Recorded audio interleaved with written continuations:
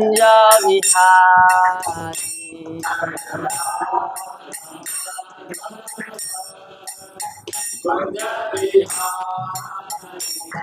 जय राधा माधव कुंज विहारी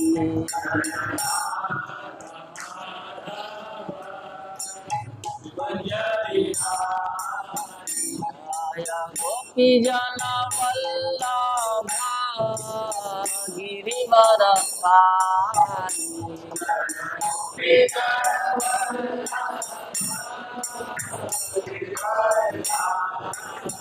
जय गोपी जन वल्लभ गिरिवर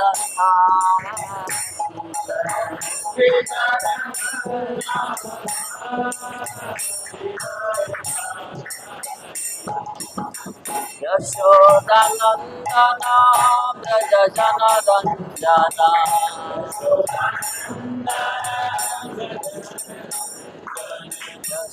यशोदानंदन व्रज जनरंजन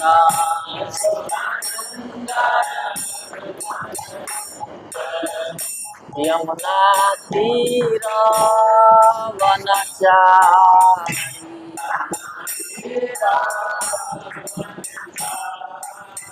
यमुना तीर वनचारी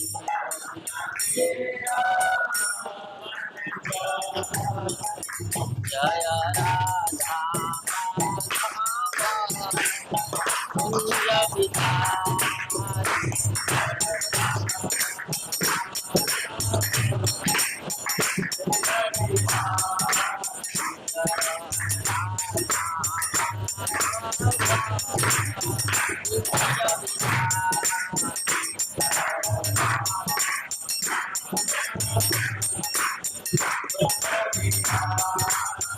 गोपी जन Vallabh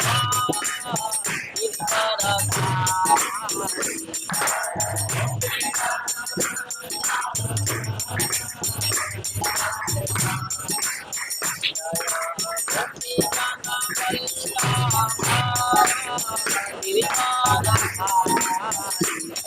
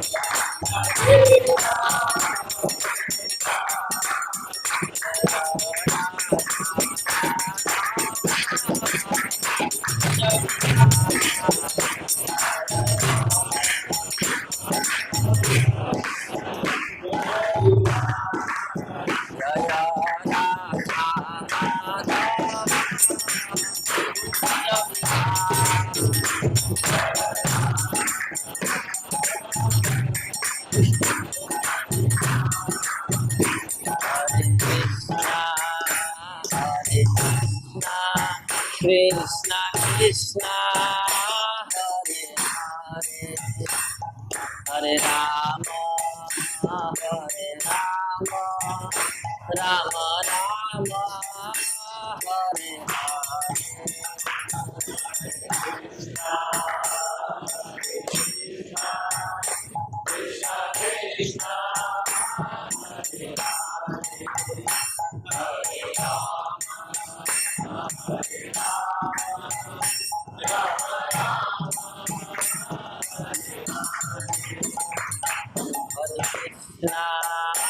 Hare Krishna Krishna Krishna Hare Hare Hare Rama Hare Rama Rama Rama Hare Hare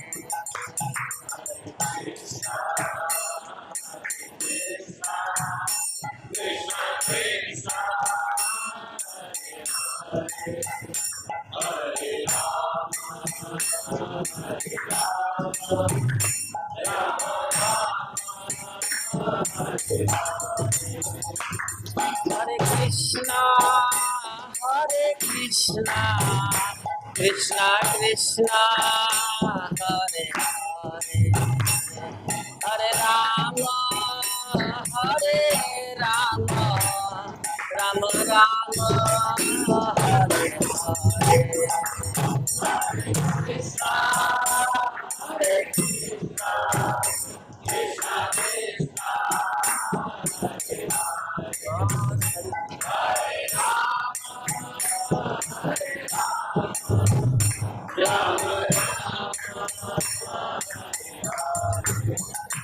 Hare Krishna, Hare Krishna, Krishna Krishna, Hare Hare, Hare Rama, Hare Rama, Rama Rama, Hare Hare. Hare Krishna, Hare Krishna, Krishna Krishna.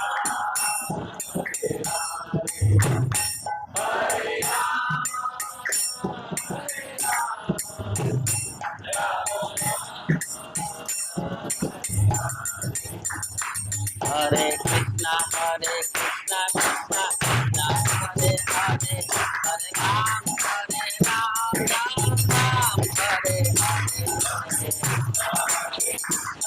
Ram, Ram Ram, Hare Hare. Krishna, Hare Krishna, Krishna Krishna, Hare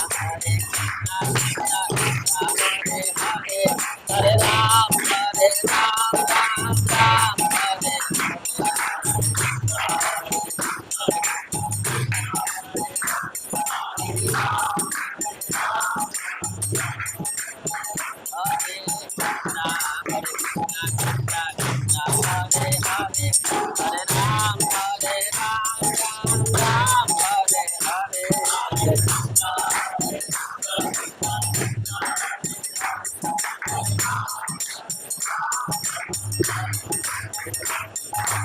Krishna, Hare Krishna, Krishna Krishna, Hare Hare, Hare Ram, Hare Ram, Ram Ram, Hare Hare.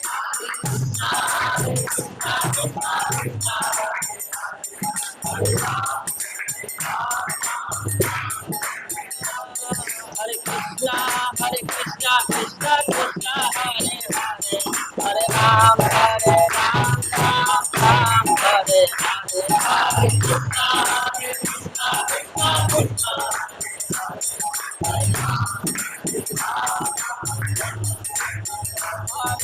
Krishna, Hare Krishna, Krishna Krishna, Hare Hare, Hare Ram, Hare Ram, Ram Ram, Hare Hare.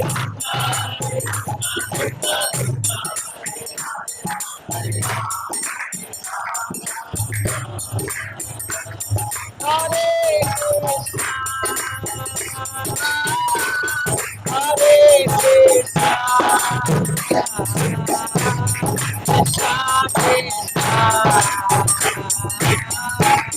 Hare Hare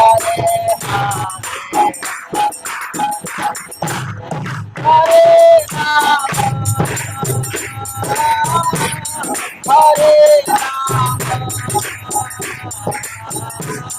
Rama, Hare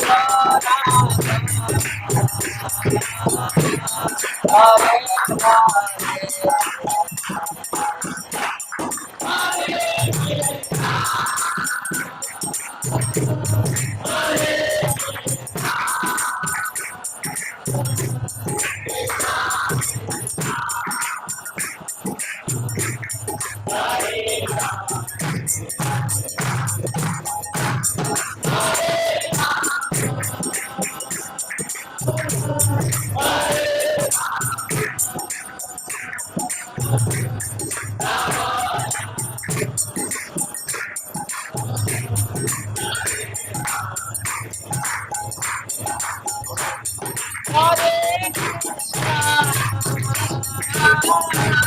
Hare Krishna,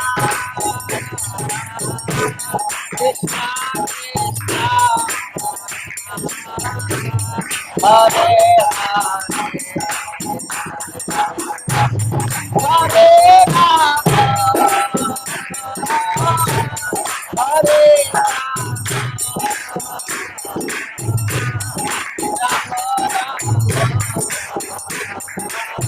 Hare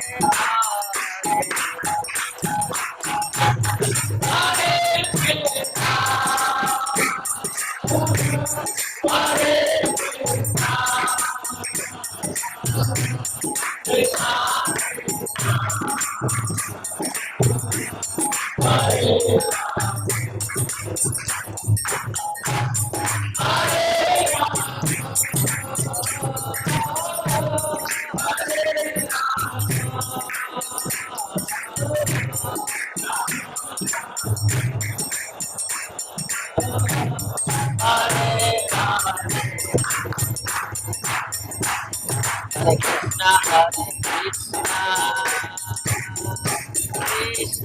Krishna, Hare Hare Rama, Hare Rama,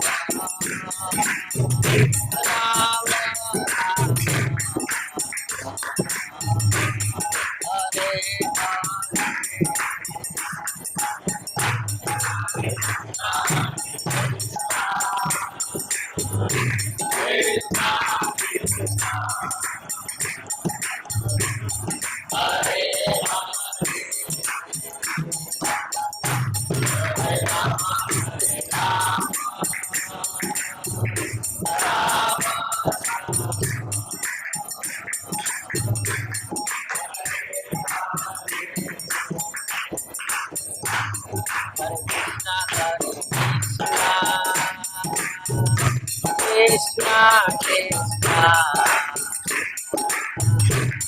Hare Hare Rama, Rama, Hare Hare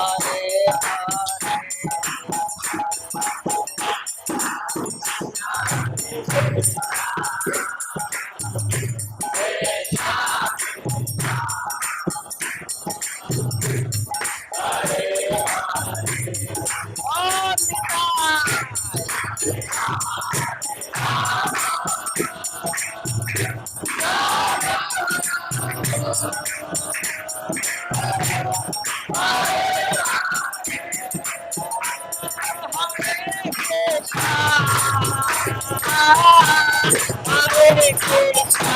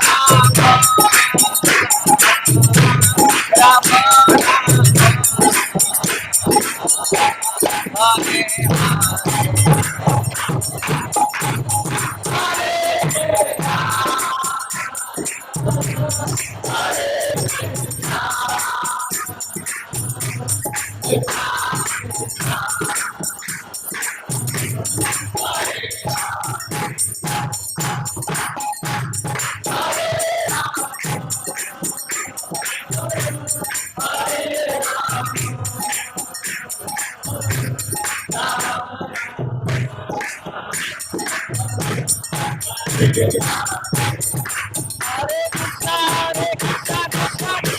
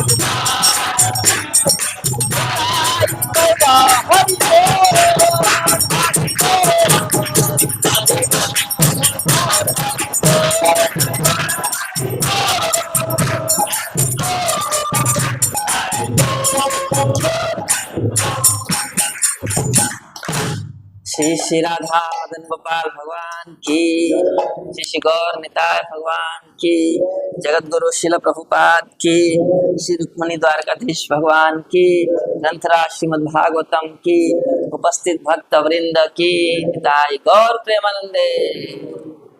हरे कृष्णा।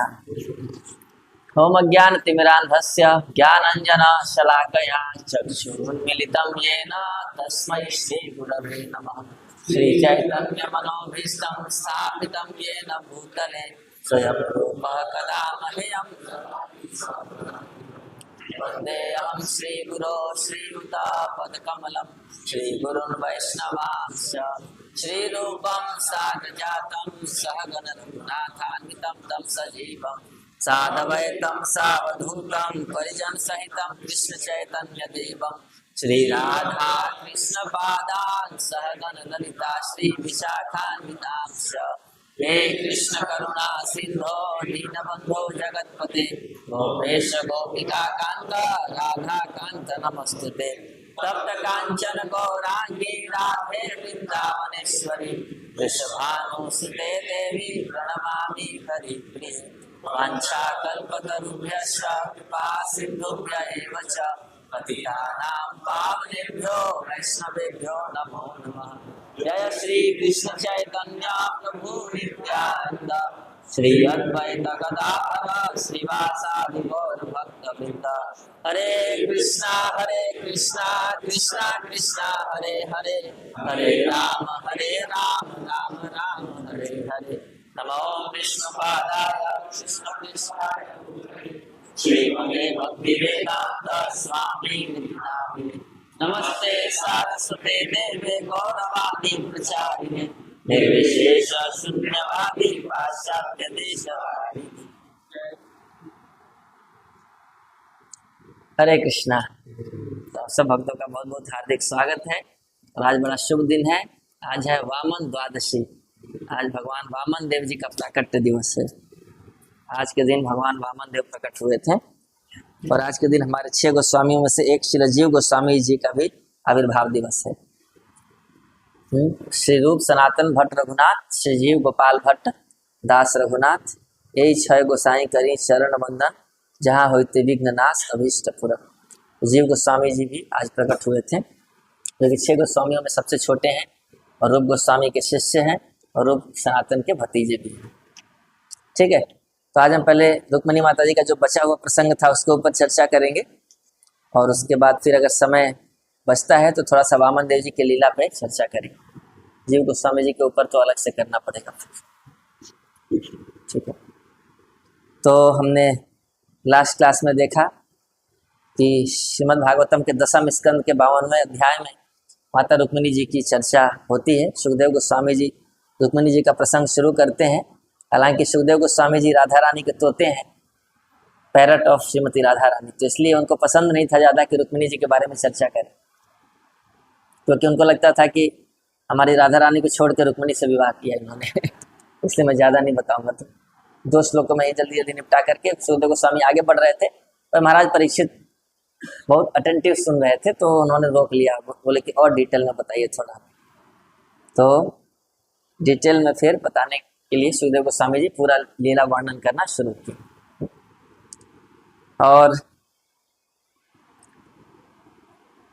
हमने देखा कि रुक्मिणी माता महाराज भीष्मक की पुत्री हैं और इनके 5 भाई थे। क्या क्या नाम था? एक सबसे बड़ा जो विलेन था वो है रुक्मी, और रुक्म बाहु, रुक्मरथ, ऐसे करके नाम थे। तो ये 5 भाई थे और उनके पिता महाराज भीष्मक ने डिसाइड किया था कि कृष्ण से विवाह करेंगे रुक्मिणी का, क्योंकि रुक्मिणी की भी पसंद थे कृष्ण, और बाकी लोग की भी यही इच्छा थी। पर एक जो रुक्मी था उससे क्या इच्छा थी कि विवाह शिशुपाल से करना चाहिए, क्योंकि शिशुपाल के साथ गठबंधन सरकार बनाना चाहता था हमारा, और दबदबा बढ़ जाएगा और बड़े बड़े लोगों से मित्रता हो जाएगी। तो उस चक्कर में वो शिशुपाल के साथ करना चाहता था संबंध रुक्मिणी जी का। और रुक्मिणी माता बचपन से ही कृष्ण के बारे में सुनी थी, तो सुनते सुनते कृष्ण से उनको प्रेम हो गया था। और उन्होंने हालांकि कभी देखा नहीं था भगवान को, लेकिन केवल सुनने मात्र से उनके हृदय में ऐसी उत्कंठा उत्पन्न हुई कि उन्होंने ये डिसीजन ले लिया कि मैं कृष्ण से ही विवाह करूंगी, मेरे लायक पति कृष्ण ही है और कोई मेरे लायक नहीं। इस प्रकार से उन्होंने कृष्ण से विवाह करने का निश्चय किया। और जब उन्होंने देखा कि शिशुपाल से विवाह तय हो रहा है, तो उन्होंने एक लेटर लिखा भगवान कृष्ण को, और उस लेटर को भिजवाया एक ब्राह्मण के हाथ से। एक ब्राह्मण पर विश्वास करके अपने हृदय की बात भगवान तक पहुंचाने के लिए उन्होंने एक लेटर लिखा, और वो लेटर लेकर ब्राह्मण द्वारका आए। द्वारका में भगवान कृष्ण ने उनका बहुत भव्य स्वागत किया, अच्छे से प्रेम से बहुत सत्कार किया, आदर किया, और उसके बाद उनको प्रसाद खिला करके विश्राम करने दिया। उसके बाद उनके चरण दबाते हुए पूछे कि आप कैसे आए, आपका कैसे आना। तो फिर ब्राह्मण ने बताया कि भीष्मक कुमारी रुक्मिणी ने आपके लिए एक लेटर भेजा है, पत्र भेजा है, वो आपसे कुछ कहना चाहती है। वो सील्ड पत्र लेकर के उन्होंने दिया, किसके हाथ में? भगवान के हाथ में, माता रुक्मिणी जी ने दिया, नहीं ब्राह्मण ने दिया रुक्मिणी जी का संदेश। तो उसके अंदर इतनी भक्ति थी, इतना भक्ति भाव था कि भगवान उसको संभाल नहीं पाए। भगवान के हाथ कांपने लगे जब वो लेटर उनके हाथ में आया, और उनकी आंखों से अश्रु आने लगे, और उनको लगा कि मैं पढ़ नहीं पाऊंगा और ये लेटर भीग भी गया, कहीं दिक्कत हो जाए, फिर जो लिखा हुआ है वो संदेश लुप्त हो जाएगा। इसलिए उन्होंने फिर वापस ब्राह्मण को दे दिया। उन्होंने कहा ब्राह्मण से कि आप पढ़ो क्या लिखा है रुक्मिणी, है ना। और ये भी कहा भगवान ने कि आगे कहेंगे शायद कि रुक्मिणी जैसे मेरे विरह में इतना तड़प रही है, मैं भी कई रात से सो नहीं पा रहा हूँ रुक्मिणी के विरह, है ना। तो भगवान के बारे में कोई सुनता है, भगवान से कोई प्रेम करता है, तो ये पता चल जाता है किसको? भगवान को, है ना। भगवान को ये चीज़ पता चल जाती है कि मेरे विरह में या मेरे से प्रेम करने वाला भक्त कौन कौन है। इस संसार में अगर आप किसी से प्रेम करेंगे तो चाइनीज की तरह कर रहे हैं, जैसे चाइना वाले कुछ भी पकड़ के खा जाते चाइना में कहते हैं हेलीकॉप्टर छोड़ के किसी भी उड़ती चीज को लोग पकड़ के खा सकते हैं, उसका अचार बना देते हैं। तो इस संसार में किसी व्यक्ति से अगर प्रेम करेंगे तो हो सकता है उसको पता चले, हो सकता है ना पता चले, हो सकता है आपके मन की भावनाओं को वो व्यक्ति ना समझ पाए, है ना। हो सकता है आप उससे बहुत प्रेम करते हो और वो बिल्कुल ही उसको दरकिनार कर दे, समझ ना पाए कि आप उसके लिए क्या सेक्रीफाइस किए क्या नहीं किए। लेकिन भगवान से प्रेम करने की खूबी क्या है? आप जितना भगवान से प्रेम करते हैं भगवान उससे ज़्यादा ही आपसे करें, और वो हर चीज़ को समझते हैं बखूबी, नहीं, और रेसिप्रोकेट करते हैं, आदान प्रदान करते हैं। तो इसलिए प्रेम भगवान से ही करना चाहिए मनुष्य जीवन में।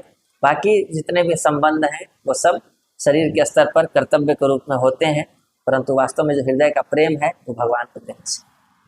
ये रुक्मिणी माता ने हमें सिखाया।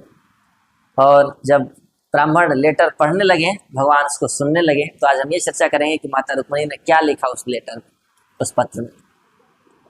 तो रुक्मिणी माता जब पत्र लिख रही हैं तो वो ये ध्यान कर रही हैं कि जब ये चिट्ठी कृष्ण पढ़ेंगे तो उनके मन में तरह तरह के विचार आएंगे ये पत्र पढ़ते हुए, है ना। तो जब वो पत्र पढ़ते हुए उनके मन में अलग अलग विचार आएंगे तो उन विचारों का भी मैं पहले से ही समाधान कर देती हूँ। तो एक तरह से कन्वर्सेशन की तरह लिखा उन्होंने इस लेटर को कि अगर कृष्ण ये सोचेंगे तो इसका जवाब ये है, फिर कृष्ण ये सोचेंगे तो उसका जवाब ये है, फिर अगर कृष्ण के मन में ऐसी बात आती है कि अच्छा तुम ऐसी हो, तुम क्यों ऐसे कर रही हो, तो उसका जवाब मैं ऐसे दे देती हूँ। तो एक तरह से पर्सनल बातचीत की तरह ये लेटर लिखा माता रुक्मिणी ने कि कृष्ण अगर ये पूछेंगे तो उसका जवाब ये पूछेंगे तो उसका जवाब ये, अगर ये उनके मन में ये प्रश्न आएगा तो उसका जवाब ये। तो एक तरह से बातचीत हो रही है, रुक्मिणी जी कुछ कह रही हैं, कृष्ण फिर प्रश्न पूछ रहे हैं, और ये प्रश्न कृष्ण पूछ नहीं रहे हैं पर रुक्मिणी माता ने सोच लिया कि ये पूछेंगे, है ना। तो एक तरह से कृष्ण पूछ रहे हैं, फिर माता रुक्मिणी जवाब दे रही है, फिर कृष्ण पूछ रहे हैं, फिर माता रुक्मिणी जवाब दे रही है। इस प्रकार से ये लेटर, है ना। सोचिए कितनी तेज दिमाग की थी माता रुक्मिणी, है ना, वेरी इंटेलिजेंट। उनको पहले से ही पता था कृष्ण के मन में क्या है। तो सबसे पहले जब रुक्मिणी माता ने ये लेटर लिखा तो पहला श्लोक, ये श्लोक निकालिए, साथ में गाएंगे हम लोग। 10.52.37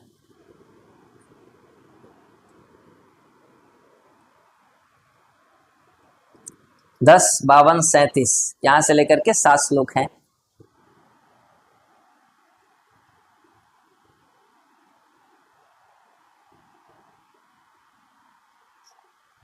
बहुत विशेष श्लोक है ये 7 श्लोक। माता रुक्मिणी जी अपना हृदय प्रकट करती हैं और सिखाती हैं कि अगर भगवान को पटाना है तो कैसे पटाते हैं। ये माता रुक्मिणी ने सिखाया। अगर भगवान का हृदय जीतना है, भगवान को अगर बाध्य करना है कि वो आए आपको लेने के लिए, तो क्या भाव होना चाहिए। तो निकाल लिया आप लोगों ने, तो हमारे साथ साथ गाइए। श्री रुक्मिणी उवाच, एक साथ पढ़ेंगे। श्रुत्वा गुणान् भुवन सुंदर सेन्वतां ते निर्विश्य कर्ण विवरे हरतु अंगतापम् रूपं दृशां दृशिमतामखिलार्थलाभम् त्वयि अच्युता विशति चित्तम् अपत्रपं मे। अगला पढ़ेंगे 38वां। का त्वा मुकुंद महती कुलशील रूपा विद्यावयो द्रविण धाम भियात्मतुल्यम् धीरावतीं कुलवतीं नमृणीत कन्या काले नृसिंह नरलोकमनोभिरामम्। आगे नेक्स्ट। तन में भवान खलु वृतपति अंगजायाम् आत्मात्मितश्च भवतो अत्र विभो विधेहि मा वीरभागमभिमर्शतु चैत्यानात् गोमायुवन् मृगपते बलिमं भुजाक्ष। नेक्स्ट।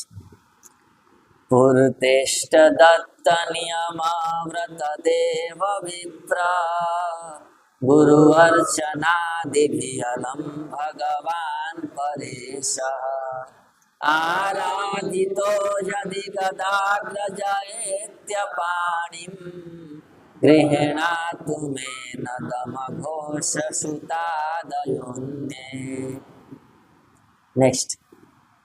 शोभाविनी त्वमजितोद्वहने विदर्भान् गुप्तः समेत्य कृतनापतिभिः परीत निर्मथ्य चैद्यमगधेन्द्र बलं प्रसह्य मां राक्षसेन विधिनोद्वह वीर्यशुल्काम् अन्तः पुरन्तरचरिं निहत्य बन्धून् त्वामुद्वहे कथमिति प्रवदामि उपायम् पूर्वेद्युरस्ति महती कुलदेवयात्रा यस्यां बहिर्नववधूर्गिरिजामुपेया। नेक्स्ट। यस्याङ्घ्रिपङ्कजरजस्नपनं महान्तो वाञ्छन्ति उमापतिरिवात्मतमोपहत्यै यर्हि अम्बुजाक्षनलभे अभवत्प्रसादम् जहयाम सुन्दत कृशान् शतजन्मभिः स्यात्। तो ये लव लेटर है माता रुक्मिणी जी का भगवान कृष्ण की प्रेम पत्र। और ये प्रेम पत्र ऐसा है जिसको पढ़ेंगे तो भगवान से प्रेम हो जाएगा। और किसी को फिर प्रेम पत्र लिखने की आवश्यकता नहीं पड़ेगी, आप मुक्त हो जाएंगे संसार के प्रेम से मुक्त होकर भगवान से प्रेम कर लेंगे, है ना। इस संसार का प्रेम कितना कष्ट देता है। थोड़ा सा प्रेम करो कितनी बदनामी हो जाती है, लेकिन भगवान से प्रेम करेंगे तो प्रतिष्ठा बढ़ जाएगी आपकी, पूरी दुनिया याद करेगी।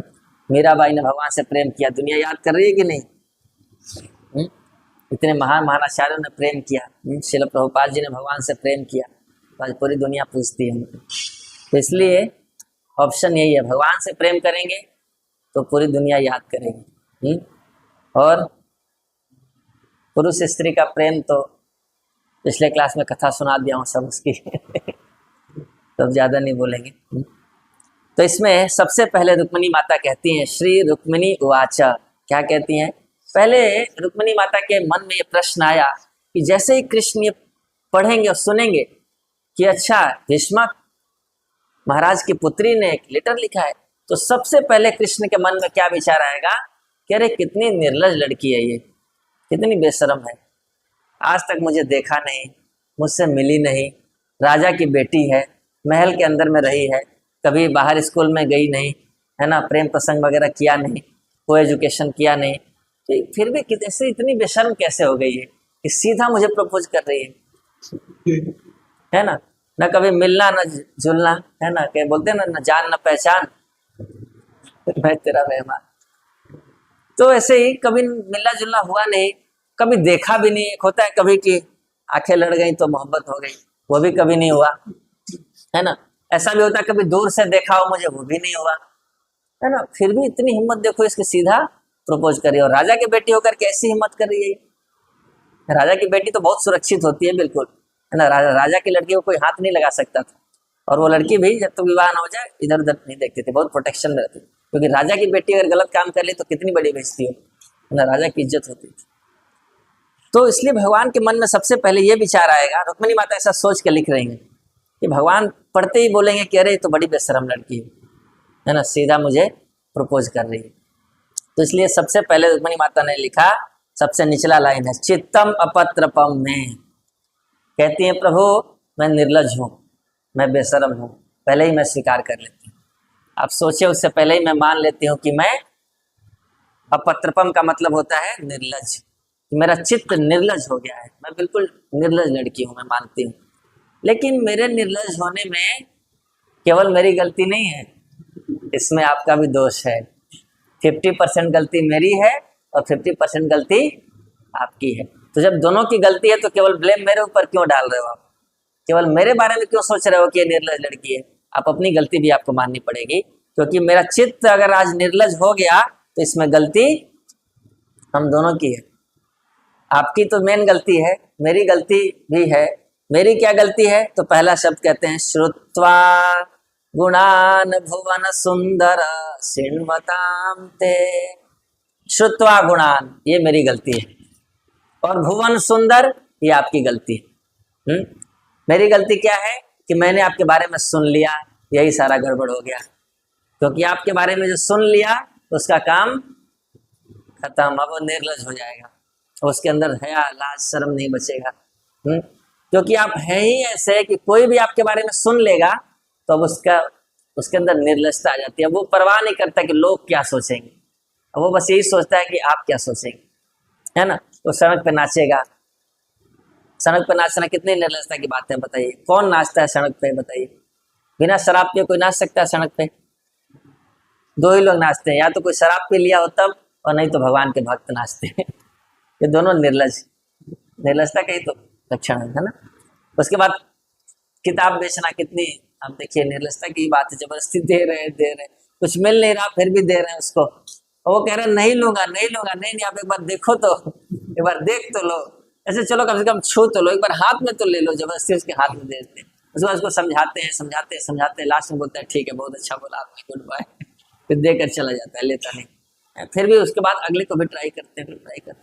तो भगवान के भक्त वास्तव में निर्लज हो जाते हैं। क्यों? क्योंकि वो भगवान के बारे में सुनते हैं। यानी अगर आपके अंदर अभी भी शर्म बची हुई है कि लोग क्या कहेंगे, तो इसका मतलब क्या करना चाहिए? हमें सुनना चाहिए। भगवान के बारे में कम सुने हम, इसलिए शर्मा रहे। अगर भगवान के बारे में सुनेंगे तो श्रवण प्रोसेस ऐसा है जो व्यक्ति को इस चीज से ऊपर उठा देता है। हित्वा दम्भम भियम शुचम, ये श्रीमद् भागवतम के 10वें स्कंद में ही आता है कि जब अक्रूर जी ने देखा कि भगवान के चरण चिन्ह ब्रज में पड़े हुए हैं, कब की बात है ये? जब अक्रूर जी कृष्ण बलराम को लेने गए कंस के आदेश पर, तो गए तो जैसे ही ब्रज में पहुंचे वृंदावन में, तो देखे कि कृष्ण के चरण चिन्ह पड़े हुए हैं। उसको देखते ही ऐसा भाव उमड़ा उनके अंदर। वहां पे लिखते हैं शिवदेव गोस्वामी, हित्वा दम्भम भियम शुचम, सारा दम्भ छोड़ दिया उन्होंने, सारा अहंकार खत्म कि मैं राजा का आदमी हूँ, मैं राजमहल में रहता हूँ, कुछ नहीं। तुरंत कूद करके रथ से और जमीन पर लेटने लगे भगवान के चरण चिन्ह। तो जब भगवान से प्रेम होता है तो लाज शर्म सब चला जाता है। उस समय व्यक्ति बिल्कुल नहीं सोचता कि लोग देख रहे हैं, लोग सोच रहे हैं मेरे बारे में क्या बोल रहे हैं। मिश्रा जी उवाच, आहूजा जी उवाच, किसने क्या बोला, कुछ नहीं। उनको बस ये याद रहता है श्री भगवान उवाच। भगवान हमसे क्या चाहते हैं वो मैटर करता है, गुरु हमसे क्या चाहते हैं वो मैटर करता है, लोग क्या सोचते हैं ये मैटर नहीं करता, है ना। पड़ोस वाला क्या सोच रहा है, पड़ोस वाली क्या सोच रही है, सारी चीजें दब जाती है। क्या याद रहता है कि भगवान क्या सोचते होंगे मेरे बारे में, है ना। धोती कुर्ता पहनने से बेइज्जती हो रही है हमारी, तो इसका मतलब मैंने भगवान के बारे में सुना नहीं अच्छे से, है। भगवान के बारे में सुने हो तो लेगा है, जिसको जो सोचना है सोचे, क्या है ना। भगवान चाहते हैं कि मैं धोती कुर्ता पहनूं, धोती कुर्ता पहनूंगा। भगवान बोलेंगे साड़ी पहनो तो साड़ी भी पहनूंगा, है ना। पहनते ना साड़ी, एक्टिंग करते थे ना ड्रामा में, आप लोग एक्टिंग करते हो ना साड़ी पहन के, भगवान के लिए तो कर रहे हैं। तो रुक्मिणी माता ने कहा कि मेरी गलती क्या है? श्रुत्वा गुणान, आपके गुणों को सुन लिया प्रभु, लेकिन ये छोटी सी गलती है। ये तो बस इतनी गलती है ना कि सुन लिया मैंने, पर आपके बारे में सुना, ये आपकी गलती है। क्योंकि आप क्या है? भुवन सुंदर, पूरे संसार में सबसे सुंदर व्यक्ति आप हैं। अब कौन सी लड़की होगी जो आपके बारे में सुन करके और आपके पीछे नहीं पड़ जाएगी, आपके पीछे निर्लज पागल नहीं हो जाएगी। तो इसलिए आपकी गलती है, आप इतने सुंदर हैं। कौन बोला आपको इतना सुंदर होने को? आप इतने सुंदर हैं कि कोई भी आपके बारे में सुनेगा तो पागल हो जाएगा। तो मैं भी सुनी तो मैं भी पागल हो गई, तो इसमें मेरी क्या गलती है? मैंने सुना, ये मेरी गलती है। पर आपके बारे में सुना ना, सुनती तो मैं बहुत लोगों के बारे में हूँ, पर ऐसी निर्लजता तो नहीं आई थी। पर जब आपके बारे में सुना तो निर्लज हो गई मैं। तो गलती किसकी है? आपकी है। तो इसलिए ये मत सोचिए कि लड़की निर्लज है, मैं निर्लज हूं पर आपके कारण, आपकी गलती है। फिर बोले कि और आपके बारे में सुनना, ये तो ऐसी डेंजरस चीज है। क्या होता है? कहते हैं शिण्वताम ते निर्विश्य कर्ण विवरे हर तो अंगतापम। कहते हैं जब आपके बारे में सुनते हैं तो क्या होता है? वो हरि कथा कानों में प्रवेश करती है, और कानों में प्रवेश करके सारे अंग का ताप समाप्त कर देती है। तब जितना जीवन में कष्ट है, जितना जीवन में चिंता है, वो सब समाप्त कर देती है जब आपके बारे में सुना जाता है। हरत अंग तापम, ये हरत अंग तापम। अब जैसे भगवान ने पूछा कि क्यों सुनी मेरे बारे में, क्यों सुना तुमने मेरे बारे में, मैंने बोला था सुनने को। तो उसका जवाब दिया उन्होंने, हरत अंग तापम। उन्होंने कहा आपके भक्तों की गलती है इसमें। आपके भक्त इतना घूम घूम करके प्रचार करते हैं कि कृष्ण कथा सुनो, कृष्ण कथा सुनो, कृष्ण कथा सुनोगे तो सारा दुख समाप्त हो जाएगा। हरत अंग तापम। सारा अंग ताप खत्म हो जाएगा कृष्ण कथा सुनने से। तो आपके भक्त इतना प्रचार करते हैं पूरी दुनिया में घूम घूम करके, इतना एडवर्टाइजमेंट करते हैं कि कोई भी व्यक्ति बेचारा फंस जाता है उसमें और वो सुन लेता है आपके बारे में। तो मैं भी उन्हीं में फंसी, मेरे महल में आ करके सुनाते थे, मैंने भी सुन लिया। लेकिन सुन करके क्या हुआ, मेरा अंग ताप घटने के बजाय और बढ़ गया, मेरे में उल्टा रिएक्शन हो गया। जनरली क्या होता है, कृष्ण कथा सुनते हैं तो दुख कम हो जाता है, दुख समाप्त हो जाता है, पर मेरा दुख और बढ़ गया। क्या दुख बढ़ गया, यहाँ पे वो दिव्य बात, ट्रांसेंडेंटल बात कर रही है। मेरा दुख ये बढ़ गया कि मुझे आपसे प्रेम हो गया और आप मिलने वाली वस्तु हो नहीं, आपको पाना सबसे ज़्यादा कठिन काम है। तो इसलिए जो चीज़ पाने में मुश्किल है, अगर उसको पाने की चाहत उत्पन्न हो जाए तो दुख बढ़ जाएगा, है ना। मान लो कि ये दुख है कि उसने मुझे गाली दे दिया, तो चलो क्षमा मांग लेगा, दुख खत्म हो जाएगा, है ना। मान लो ये दुख है कि गाड़ी मिल जाती, तो जब गाड़ी मिल जाएगी तो दुख खत्म हो जाएगा। ये दुख है कि नौकरी नहीं मिल रही, तो नौकरी मिलने के बाद दुख खत्म हो जाएगा। पर अगर किसी को ये दुख हो जाए कि भगवान नहीं मिल रहे, तो वो दुख खत्म होने में बहुत समय लगेगा, क्योंकि भगवान जल्दी मिलने वाले नहीं है। तो रुक्मिणी जी कह रही हैं कि मेरा तो दुख और बढ़ गया आपके बारे में सुन करके, क्योंकि मुझे आपसे प्रेम हो गया और मुझे पता है आप किसी को भाव देने वाले नहीं हो, आप हो बहुत बड़े वैरागी। भगवान का एक ऐश्वर्य है वैराग्य, किसी को भी छोड़ सकते हैं भगवान। राधा रानी को तुरंत छोड़ करके गायब हो गए, गोपियों को छोड़ दिए, तो फिर हम लोग का तो क्या ही है। तो रुक्मिणी जी यहाँ पर भगवान के साथ एक हायर ट्रांसेंडेंटल लेवल पे बात कर रही है कि प्रभु आपके बारे में मैंने सुन लिया और सुन करके आपसे प्रेम हो गया और इससे मेरा दुख और बढ़ गया। पर यह दुख भौतिक दुख नहीं है, ये हाईएस्ट दुख है, ये दुख हम सबको होना चाहिए कि भगवान नहीं प्राप्त हो रहे। तो आपके बारे में मैंने सुना है भुवन सुंदर, आप पूरे संसार में सबसे सुंदर हैं, और आपकी कथा जब कानों में प्रवेश करती है तो सारे दुख हर लेती है। गोपियाँ क्या कहती हैं कृष्ण कथा के बारे में, अजय प्रभु, गोपियों ने क्या कहा है कृष्ण कथा के बारे में?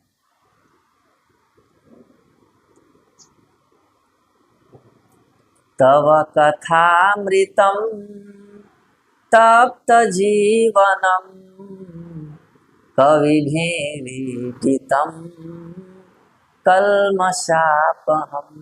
गोपी गीत में आता है श्रवण मंगलम श्रीमदाततम भुवि गृह्णन्ति ये भूरिदा जना। कहते हैं कि आपकी जो कथा है वो अमृत है, तव कथा अमृतम तप्त जीवनम। जो लोग तपे हुए हैं इस संसार में तीन तापों से, कौन कौन से हैं तीन ताप? दूसरे जीवों से कष्ट मिलता है, अपने मन और शरीर से कष्ट मिलता है, और प्रकृति से कष्ट मिलता है, कभी ठंड कभी गर्मी कभी बरसात। तो इन तीन तापों से तपे हुए जीवों को ठंडक प्रदान करती है कृष्ण कथा। कौन कह रहा है ये? स्वयं भगवान के सबसे अनन्यतम भक्त गोपियां। और फिर और भी खूबियां बताती हैं, तप्त जीवनम और श्रवण मंगलम श्रीमदाततम। तो यही बात रुक्मिणी माता जी कह रही हैं कि आपकी कथा जब कानों में प्रवेश करती है तो सारा दुख समाप्त हो जाता है। आप लोग के जीवन में दुख है नहीं है, तकलीफ है नहीं, सब बढ़िया चल रहा है। आप लोगों ने विवाह नहीं किया ना, इसलिए तो जिसके भी जीवन में दुख है उसको मेडिसिन क्या है? क्या मेडिसिन है? कृष्ण कथा सुनना। भगवान की कथा जब जाएगी तो दुख कम होता है, दुख का अनुभव कम होने लगता है। जब व्यक्ति का मन कृष्ण में लगने लगता है तो दुख का जो एक्सपीरियंस है, दुख का जो इफेक्ट है वो कम होने लगता है। दुख रहेंगे, अब किसी का पैर टूट गया तो थोड़ी कृष्ण कथा सुनेगा तो पैर तुरंत ठीक हो जाएगा, पैर तो टूटा ही रहेगा। और उसका मन चूंकि कृष्ण कथा में अभिष्ट हो रहा है तो उसके पैर टूटने से उसको जो तकलीफें मिल रही थी उसका असर कम होने लगता है। उसका मन उसको पकड़ने के बजाय कृष्ण को पकड़ रहा है, और कृष्ण को पकड़ने से उसके हृदय में दिव्य आनंद की अनुभूति हो रही है, तो वो आनंद इस दुख को दबा देता है। समझ रहे हो? तो इसलिए अपना मन जितना कृष्ण में लगता है तो हरत अंग तापम, अंग ताप कम हो जाता है, कष्ट कम हो जाते हैं। समझ आ रहा है? क्या नाम है आपका? संजीत। कितनी माला करते? 6 महीने, गुड। रूप फिर कहती है कि आप कैसे हैं, आपकी गलती है तो आपका रूप कैसा है। रूपम दृशाम दृशिमताम अखिलार्थ लाभम। कि आपका जो रूप कैसा है आंखों के लिए वही वास्तव में परफेक्शन है। रूपम जो है वो दृशाम देखने का, दृष्टि का, दृशिमताम जिन लोगों की आंख है, अखिलार्थ लाभम मतलब आंख होने का जो लाभ है वो वास्तव में आपको देखने से।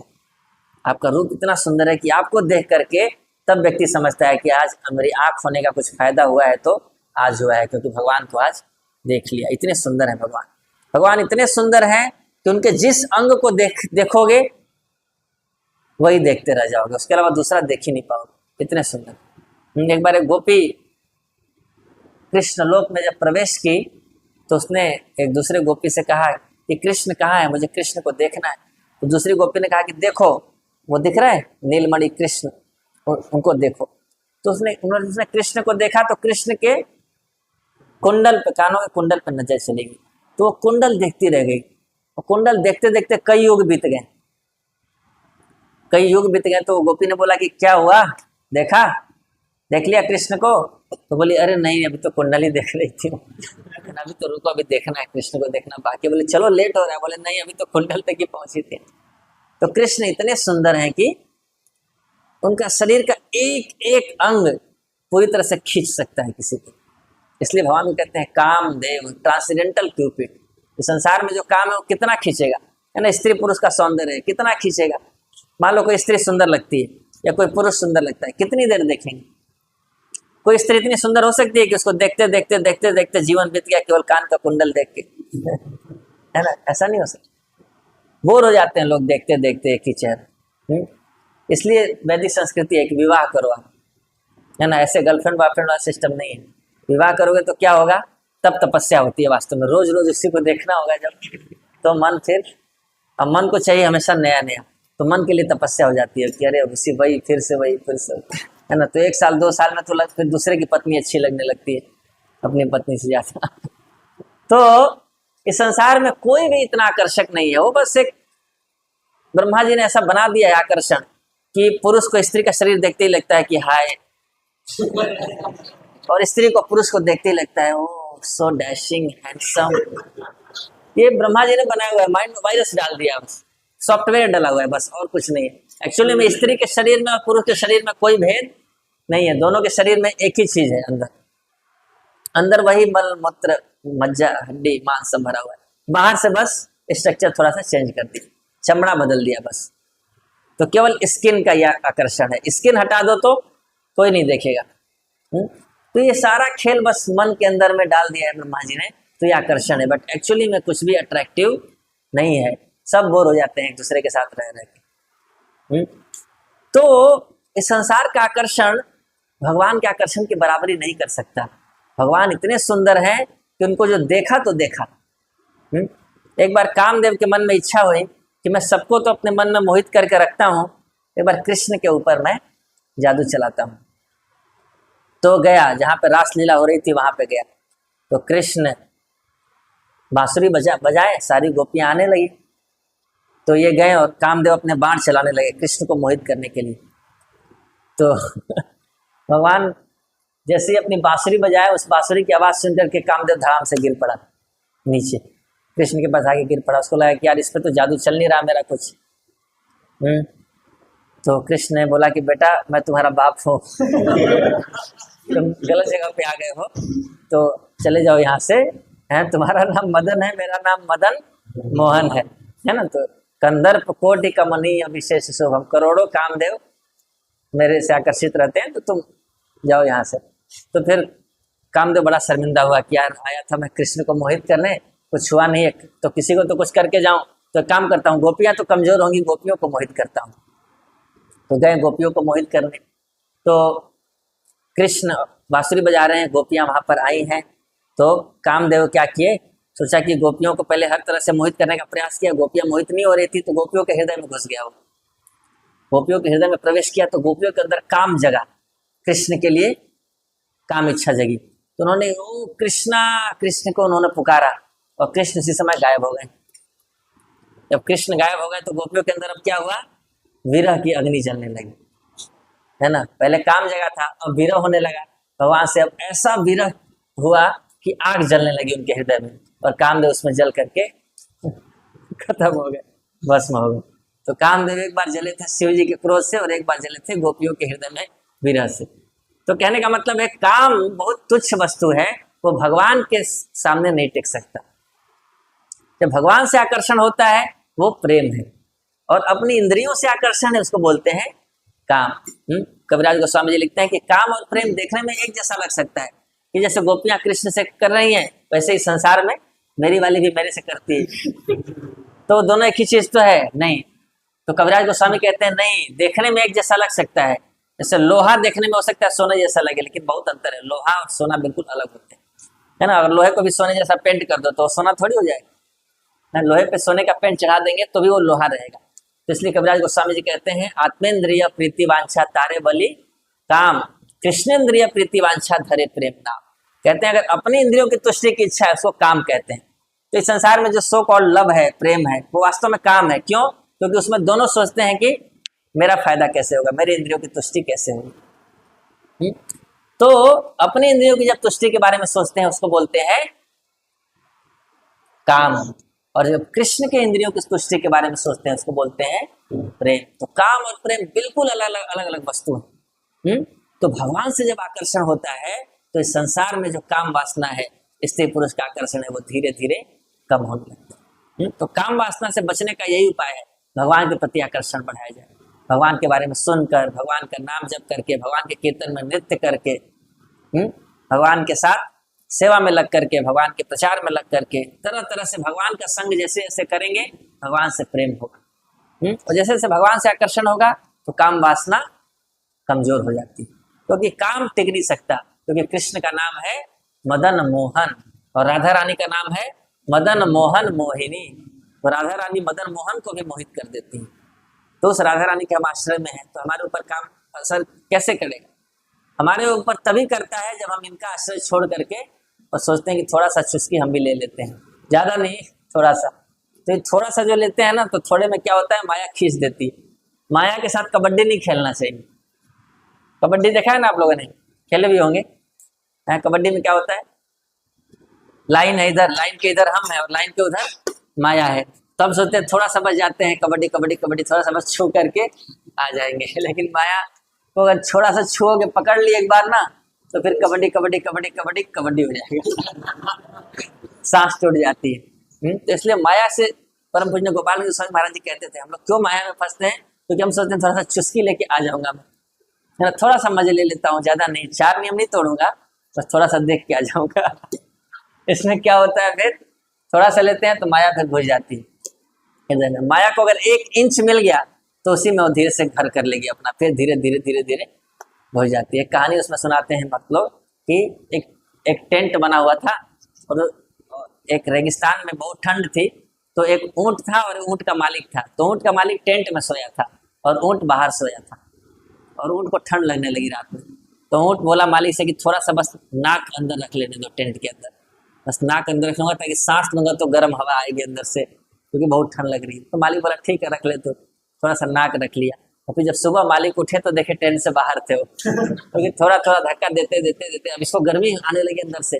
अब गर्मी आ रही है अंदर से और बाहर ठंड है, तो धीरे धीरे धीरे धीरे करते करते उनको बाहर कर दिया, खुद अंदर हो गया। तो माया ऐसे ही करती है, बोलती क्या हो गया, थोड़ा देख लो उसमें क्या है, देखने में क्या है, कुछ छू थोड़ी ना रहे, पर इतने से प्रवेश कर जाती है, फिर आकर्षण बढ़ जाता है। आकर्षण बढ़ जाएगा, फिर लगेगा कि क्या हो गया, छू ही तो रहे हैं, कोई गलत काम थोड़ी ना कर रहे हैं। तो धीरे धीरे धीरे धीरे धीरे धीरे किसी भी इंद्रिय तृप्ति में यही होता है। जो चीज आप नहीं करना चाहते हो उसको अगर थोड़ा मौका दोगे वो प्रवेश कर सकते। तो इसलिए माया के साथ कबड्डी तो ये खेलना है, बस छूट गया जाऊँ नहीं। हमें जो भी गुरु ने नियम दिए उस पर स्ट्रिक्ट रहना चाहिए। ये नहीं करना तो नहीं करना, मन थोड़ा बोला तुरंत चुप, उसको चुप कर। भक्ति सरस्वती ठाकुर जी कहते थे कि सुबह उठ करके मन को 100 जूता मारो और रात को सोने से पहले मन को 100 झाड़ू मारो। क्यों?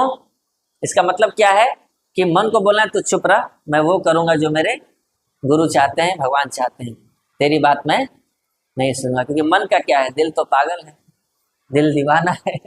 तो मन तो क्या है, मन थोड़ी ना बोलेगा कि भक्ति कर लो, तो मन तो क्या है, मन थोड़ी ना बोलेगा कि भक्ति कर लो, तो कभी कभी बोलेगा फंसाने के लिए। तो मन हमेशा आपको कुछ उल्टा सीधा ही बोलेगा। तो इसलिए मन की बात में नहीं आना, हमें हमें क्या करना है, स्पिरिचुअल मास्टर के इंस्ट्रक्शन को हमेशा नजर रखना कि क्या करना है और क्या नहीं करना। तो यहाँ रुक्मिणी माता कह रही है भगवान इतने सुंदर हैं कि अगर किसी को आंखें हैं और आंखें होने का अगर कुछ लाभ है तो वो है आपको देखना। अगर आपको नहीं देखा तो उस व्यक्ति की आंखें, क्या फायदा है वो आंख होने का। गोपियां कहती हैं कि ब्रह्मा जी ने कैसी आंख बनाई है कि भगवान को देखते देखते पलक बीच में झपक जाती है। और पलक झपकने से क्या होता है, क्या होता है पलक झपकने से, देखने में डिस्टर्ब हो जाता है ना। अमृत पी रहे हो अचानक से पर्दा आ गया है, डिस्टर्ब हो गया। तो भगवान इतने सुंदर है, भगवान को देखने का इतना आनंद है कि बीच में थोड़ा सा पलक भी गिर गया तो उतने देर में भी वो डिस्टर्ब हो जाती है गोपियां कि पलक क्यों आ रहा है, बिना पलक वाली आंख बनानी चाहिए थी जगन्नाथ जी की तरह, ये क्यों ऐसी पलक बनाई ब्रह्मा जी ने। तो ब्रह्मा जी को गोपियां गाली देती हैं, किसको बुद्धि नहीं है कि कैसी आंख बनानी चाहिए। तो इतने सुंदर है भगवान। तो हमें कम से कम थ्योरेटिकली ये पता होना चाहिए कि संसार में कोई भी उतना सुंदर नहीं हो सकता जितने सुंदर भगवान। तो अगर वास्तव में सुंदरता का दर्शन करना है तो भगवान से प्रार्थना करनी चाहिए, भगवान आप अपना दर्शन, ताकि इधर उधर जो मैं दर्शन करता हूँ वो सब बंद हो, है ना। इधर उधर की चीजें जो मुझे आकर्षक लगती हैं वो सब कम हो जाए। और रुक्मिणी जी को ये अनुभव कैसे हुआ, सुन करके। रुक्मिणी जी ने देखा नहीं अभी भगवान को, परंतु जब सुनी तो कृष्ण कथा हृदय में गई और ये रियलाइजेशन दे दिया कि कृष्ण कितने सुंदर हैं, क्योंकि भगवान की सुंदरता के बारे में सुना। और फिर कहते हैं त्वयि अच्युत आविशति। अच्युत नाम से भगवान को पुकारती हैं कि हे अच्युत, आप कभी अपने भक्तों की पुकार को दरकिनार नहीं करते, आपका नाम अच्युत है। अच्युत मतलब जो अपने पोजीशन से नहीं गिरे। तो रुक्मिणी जी भगवान के उस गुण को ट्रिगर कर रही हैं कि आप तो अच्युत है ना, आप तो अपने पोजीशन से कभी नीचे नहीं आते, आप तो भक्त वत्सल हैं, आप कभी अपने भक्तों का अहित नहीं देख सकते, तो मैं आपके बिना तड़प के मर जाऊं, आपको अच्छा लगेगा क्या। आप अच्युत हैं, आप निश्चित रूप से आएंगे, मुझे पूरा विश्वास है ना। जैसे किसी का गुणगान करो, जैसे मान लो सेवा करानी है तो बोलूंगा दीपक प्रभु आप बहुत अच्छी सेवा करते हो, आप कभी मना नहीं किए मुझे, है ना। पहले इस तरह का गुणगान करके फिर बोलो कि आप ये कर दोगे, तो वे सोचेंगे यार इतना बढ़िया इमेज बनाया है, करना ही पड़ेगा। तो ऐसे रुक्मिणी जी बोल रही है कि आप तो अच्युत हैं, आप कभी अपने भक्तों की रक्षा करने में चूकते नहीं है, तो आप तो आएंगे, पक्का मुझे विश्वास है ना। तो अच्युत है, अच्युत आविशति चित्तम त्वयि, मेरा चित्त आप में बिल्कुल घुस चुका है, प्रवेश कर चुका है, मेरा चित्त अब इधर रुकने वाला नहीं है। कृष्ण कथा इतनी शक्तिशाली है कि वो हमारे चित्त को खींच करके भगवान में प्रवेश करा देती है। ये कृष्ण कथा की महिमा है, रुक्मिणी माता समझा देती। इसको हमें समझना चाहिए कि मुझे अपने जीवन में ये तय करना है कि कुछ भी हो जाए कृष्ण कथा नहीं छोड़नी है, रोज कृष्ण कथा सुनना। कृष्ण कथा इतनी शक्तिशाली चीज है कि उसको रिस्पेक्ट के साथ, आदर के साथ रेगुलरली अगर सुनोगे और सही व्यक्ति से सुनोगे तो आपके चित्त को खींच करके कृष्ण में लगा देगी। इतनी पावरफुल चीज है। रुक्मिणी माता सिखा रही है कि हे भगवान अच्युत, मेरा चित्त आप में बिल्कुल प्रवेश कर चुका है अपत्रपम में, और मेरा चित्त निर्लज हो चुका है, मैं भी निर्लज हो चुकी हूँ। तो इसलिए आप ये मत सोचिएगा कि लड़की कितनी निर्लज है, मैं पहले ही बता दे रही हूँ मैं निर्लज हूँ, पर गलती किसकी है, आपकी है। मेरी बस इतनी गलती है कि मैंने आपके बारे में सुन लिया, अब मैं क्या करूँ। अब सुन तो लिया, पर सुनने के बाद अब मेरे कंट्रोल में कुछ भी नहीं है। तो भगवान कहते हैं कि अच्छा, इस पूरे संसार में तुम ही एक लड़की हो जो मेरे बारे में सुनी हो, और कोई क्यों नहीं इस तरह से लेटर लिखा, और कोई क्यों नहीं मेरे पीछे पागल हुआ, तुम ही हुई हो पागल। तो उसका जवाब अगले श्लोक में दे रही है। का त्वा मुकुंद महती कुलशील रूपा विद्या वयो द्रविण धाम भियात्मतुल्यम धीरापतिम कुलवती न वृणीत कन्या काले नृसिंह नरलोक मनोभिरामम। कहती है रुक्मिणी माता सबसे पहले काले, हे नरसिंह, नरसिंह का मतलब हे शेर की तरह, कृष्ण मतलब होता है ना शेर की तरह, अगर किसी को बोलो ना शेर है तो गर्व होता है, तो कह रही है आप भी शेर की तरह हो, है ना, नरों में आप सिंह हो, लॉयन अमंग मैन, हे नृसिंह, ऐसा नहीं है कि मैं ही आपके पीछे पागल हुई हूँ।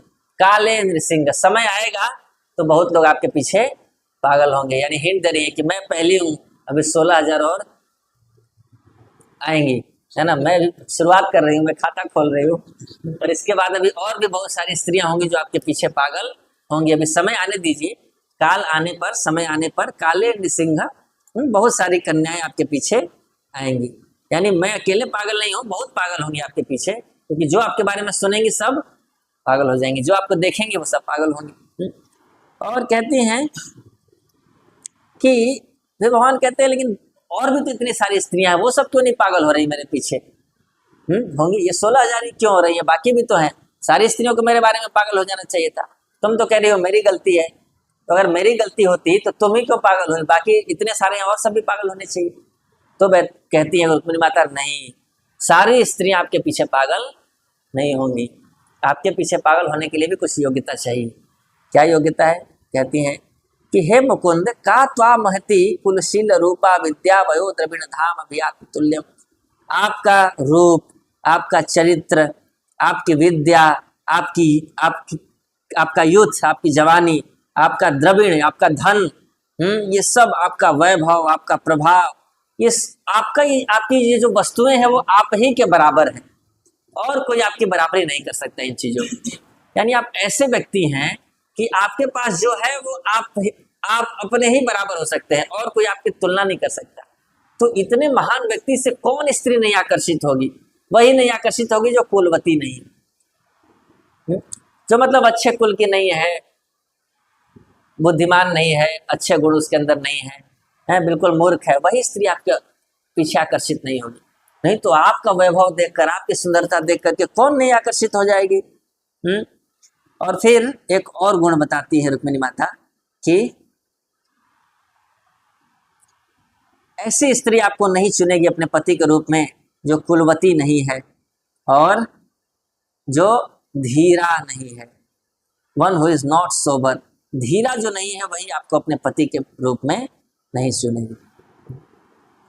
यानी जिस स्त्री के अंदर धैर्य नहीं है, जो धीर नहीं है, वो आपको पति के रूप में नहीं प्राप्त कर पाएगी। क्यों? क्योंकि आपको पाने के लिए व्यक्ति को धीर होना पड़ेगा। धीर का मतलब क्या है? धैर्यवान होना, जो सहन कर सके, इंतजार कर सके, कंट्रोल कर सके अपने आप, उसको कहते। तो जो स्त्री धीरा नहीं होगी वो क्या करेगी? जैसे मान लो कोई व्यक्ति आईएएस की तैयारी कर रहा है, तो अगर वो आईएएस की तैयारी कर रहा है, 1 अटेम्प्ट दिया, 2 अटेम्प्ट दिया, नहीं हुआ, अगर वो धीर है, अगर वो धैर्यवान है, तो वो क्या करेगा? वो ये डिसाइड करेगा कि नहीं, मैं निकालूंगा तो आईएएस से और अटेम्प्ट्स दूंगा। उसको कहते हैं धीर, धैर्य है भी उसके पास। लेकिन अगर धैर्य नहीं है तो क्या करेगा? बोलेगा चलो यार अब बाकी में भी फॉर्म भरने दो, बाकी नौकरी में भी, है ना, आईएएस तो हो नहीं रहा, नीचे वाले नौकरी से काम चलाएंगे। तो जिसके अंदर धैर्य नहीं होता वो कंप्रोमाइज करता है। जिसके अंदर धैर्य नहीं होगा वो क्या करता है? ये कंप्रोमाइजेस विथ लोअर थिंग्स। कोई व्यक्ति लाख रुपए की नौकरी चाहता है, वो प्रयास कर रहा है, नहीं मिल रहा, अगर वो धीर है तो वो तब तक प्रयास करेगा जब तक उसको वो नौकरी ना मिल जाए। और धीर नहीं है तो क्या करेगा? बोलेगा चलो यार 20,000 का मिल गया, इसी से काम चलाते हैं, नहीं से कुछ भला। समझ रहे हैं? तो वो धीर नहीं है तो 1 लाख का नौकरी देख रहा था पर 20,000 के साथ कंप्रोमाइज कर लिया। तो वैसे ही जो स्त्री धीरा नहीं होगी वो क्या करेगी? पहले आपको पाने के लिए सोचेगी, क्योंकि देखेगी अरे दुनिया में सबसे बड़े यही हैं, सबसे धनवान यही है, सबसे सुंदर यही है, सबसे यशस्वी यही है, तो फिर विवाह इन्हीं से करना चाहिए। पर देखेगी अरे इनको पाने में तो बड़ा लफड़ा है, बहुत सारा तपस्या है, बहुत सारा काम धाम है, तो क्या करेगी? चलो इस संसार के पति से ही काम चला लेते हैं, इसी संसार में किसी से विवाह कर लेते हैं, डुप्लीकेट पति है उसी से विवाह कर लेते हैं। इस संसार में कोई पति समर्थ नहीं है कि अपनी पत्नी को खुश और संतुष्ट कर दे, क्योंकि संसार में कोई पति है ही नहीं, सब पत्नी है, पति बने हुए हैं, सब पत्नी है, भगवान पति है। लेकिन पति पत्नी का जो डुप्लीकेट रोल निभा रहे हैं, तो इसलिए न पत्नी संतुष्ट होती है न पति संतुष्ट होते हैं, क्योंकि दोनों गलत मैच है। तो इसलिए कोई भी बुद्धिमान स्त्री संसार के पुरुष को अपना पति मानेगी ही नहीं। चलो विवाह कर लेगी वो अलग बात है, पर उसको ये पता होगा वो बुद्धिमान है तो कि पति तो कृष्ण ही है और संतुष्ट कृष्ण ही कर सकते हैं, खुश कृष्ण ही कर सकते हैं हमें, और हमारा ध्यान भी कृष्ण ही रख सकते हैं। इस संसार के पति तो सब ऐसे ही काम चलाने के लिए, समझ रहे हैं, थर्ड क्लास डुप्लीकेट। तो जो धीरा नहीं होगी ना, वो सोचेगी कहाँ कृष्ण को पाने में इतनी तपस्या, इस संसार के पति से काम चला दे। तो ऐसी स्त्रियां किसी और से विवाह कर लेंगी, पर मैं उनमें से नहीं हूँ। रुक्मिणी जी कह रही है मैं धीरा हूँ, मुझे पता है मैं विवाह करूंगी तो आपसे ही करूंगी, चाहे जो भी कीमत भरनी पड़े। तो ये एक भक्त का गुण बताती है रुक्मिणी माता। एक भक्त को धीर होना चाहिए। धीर का मतलब कि नीचे की चीजों से कंप्रोमाइज नहीं करना, हमें चाहिए तो ऊपर की चीज चाहिए। हम कृष्ण के लिए इस्कॉन में आए हैं, कृष्ण को प्राप्त करने के लिए इस्कॉन में आए। ये होता है धीर, कि हम मंदिर में आए हैं, प्रभुपाद जी की शरण में आए हैं, किस लिए? भगवान को पाने के लिए। किस लिए? भगवान को पाने के लिए। तो उससे नीचे की चीज से कंप्रोमाइज नहीं करेंगे।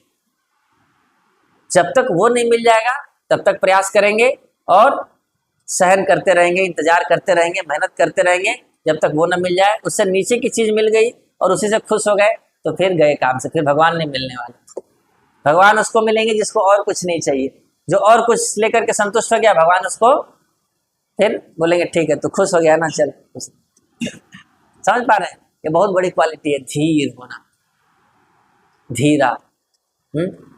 कि हम आए भगवान को पाने के लिए, पर बीच में कुछ और चीजें मिल गई। मान लो थोड़ा सम्मान मिलने लगा तो उसमें अच्छा लगने लगा कि अरे लोग कितना अच्छे से देखते ही बोलते हैं हरे कृष्ण भौजी, है ना, इतना अच्छा लगता है। तो अब यही अच्छा लगने लगा, है ना, यही अच्छा लगने लगा। तो क्या हुआ? भगवान बोलेंगे ठीक है मिल गया ना तुमको जो चाहिए था, चल खुश रह। तो अब इसी में लग गया, और जब ये नहीं मिला तो अब इसके लिए प्रयास कर रहे हैं, परेशान हो रहे हैं, क्यों नहीं बोला हरे कृष्णा। मुझे 10 लोगों ने बोला लेकिन इसने नहीं बोला, है ना, इसको देखता हूँ मैं, काम पढ़ने दो। तो अब इसी में मन लग गया। अब कहाँ कृष्ण? कृष्ण तो दूर हो गए।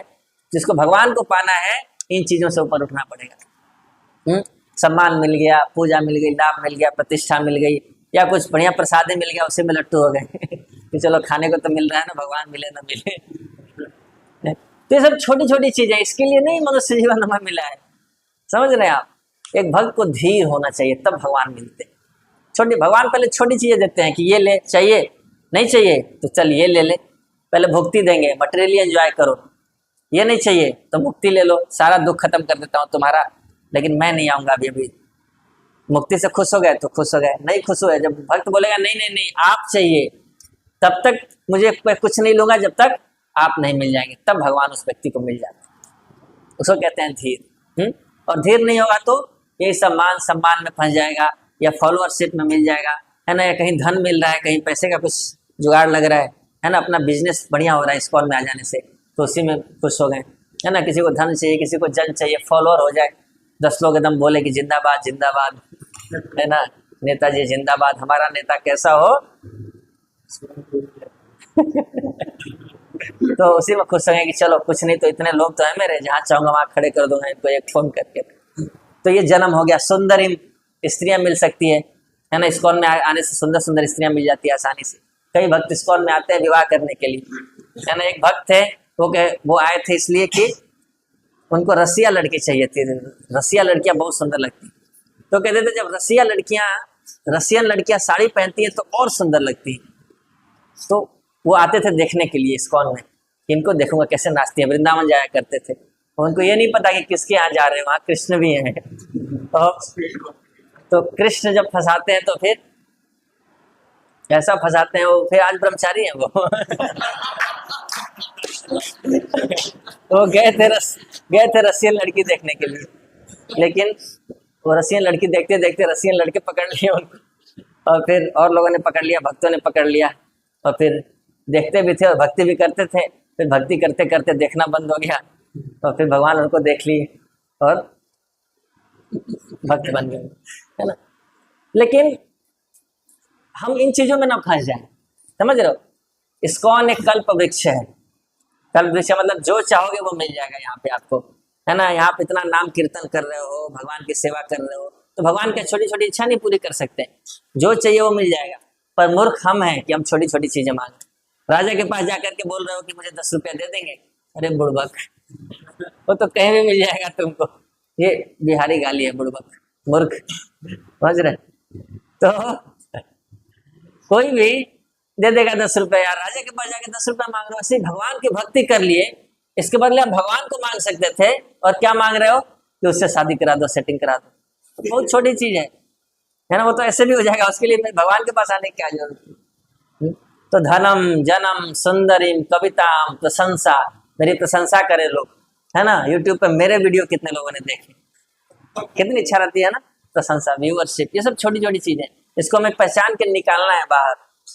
इसके लिए हम नहीं आए प्रभुपाद जी के शरण में, इस्कॉन, है ना। हर 2 मिनट पे चेक करें, बढ़ा के नहीं, 56 से 57 ही हुआ यार, क्या है ये, है ना।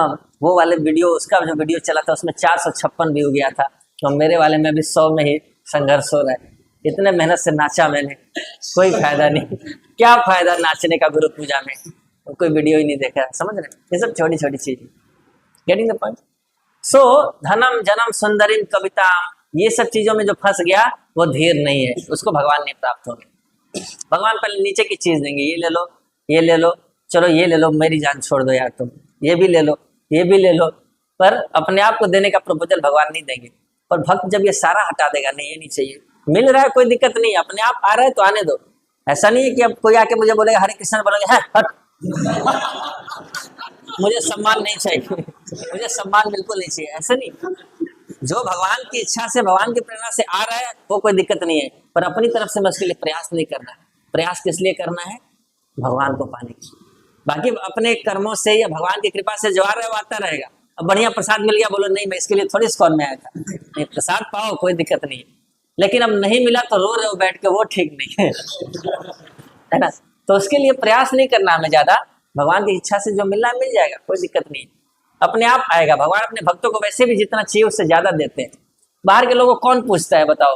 आप रोड पे जाओ शर्ट पैंट पहन के, कौन आपको प्रणाम करेगा? कोई नहीं। धोती कुर्ता पहन के जाओगे, कम से कम इस्कॉन के भक्त देखेंगे तो दूर से बोलेंगे हरे कृष्णा प्रभु जी, है ना। एक बार ऑटो में जाओगे, दूसरे ऑटो में भक्त जा रहे होंगे, वो दूर से चिल्लाएंगे, है। तो भगवान सब कुछ देते हैं अपने भक्तों को, पर भक्तों को इतना चालाक होना चाहिए कि इन चीजों में फंसना नहीं है। तो ये धीरा शब्द है। माता रुक्मिणी कह रही है कि आपसे वही स्त्री विवाह नहीं करेगी जो धीरा नहीं है, जो धीरा होगी वो आपसे ही विवाह करेगी, क्योंकि आपसे विवाह करने में वो उसको इंतजार करना पड़ेगा, आप जल्दी मिलने वालों में से नहीं है। और तपस्या करनी पड़ेगी, कष्ट उठाने पड़ेंगे। तो जो धीर होगा वो ये सब करेगा भगवान को पाने के लिए, और जो धीर नहीं होगा वो क्या सोचेगा कि हम छोटी मोटी चीजों में, ये मिल गया यही बहुत है जी, इसी में लट्टू हो जाएंगे तो फंस जाएंगे, है ना। तो इस चीज को हमें ध्यान रखना है, अगर भगवान को प्राप्त करना है तो छोटी छोटी चीजों में नहीं फंसना। आ रहा है, सेवा के रूप में सब कुछ स्वीकार भी करो, सेवा में लगाओ भी, लेकिन यही जीवन का लक्ष्य बन गया और ये नहीं मिला तो जमीन आसमान एक कर दूंगा, ये नहीं होना चाहिए।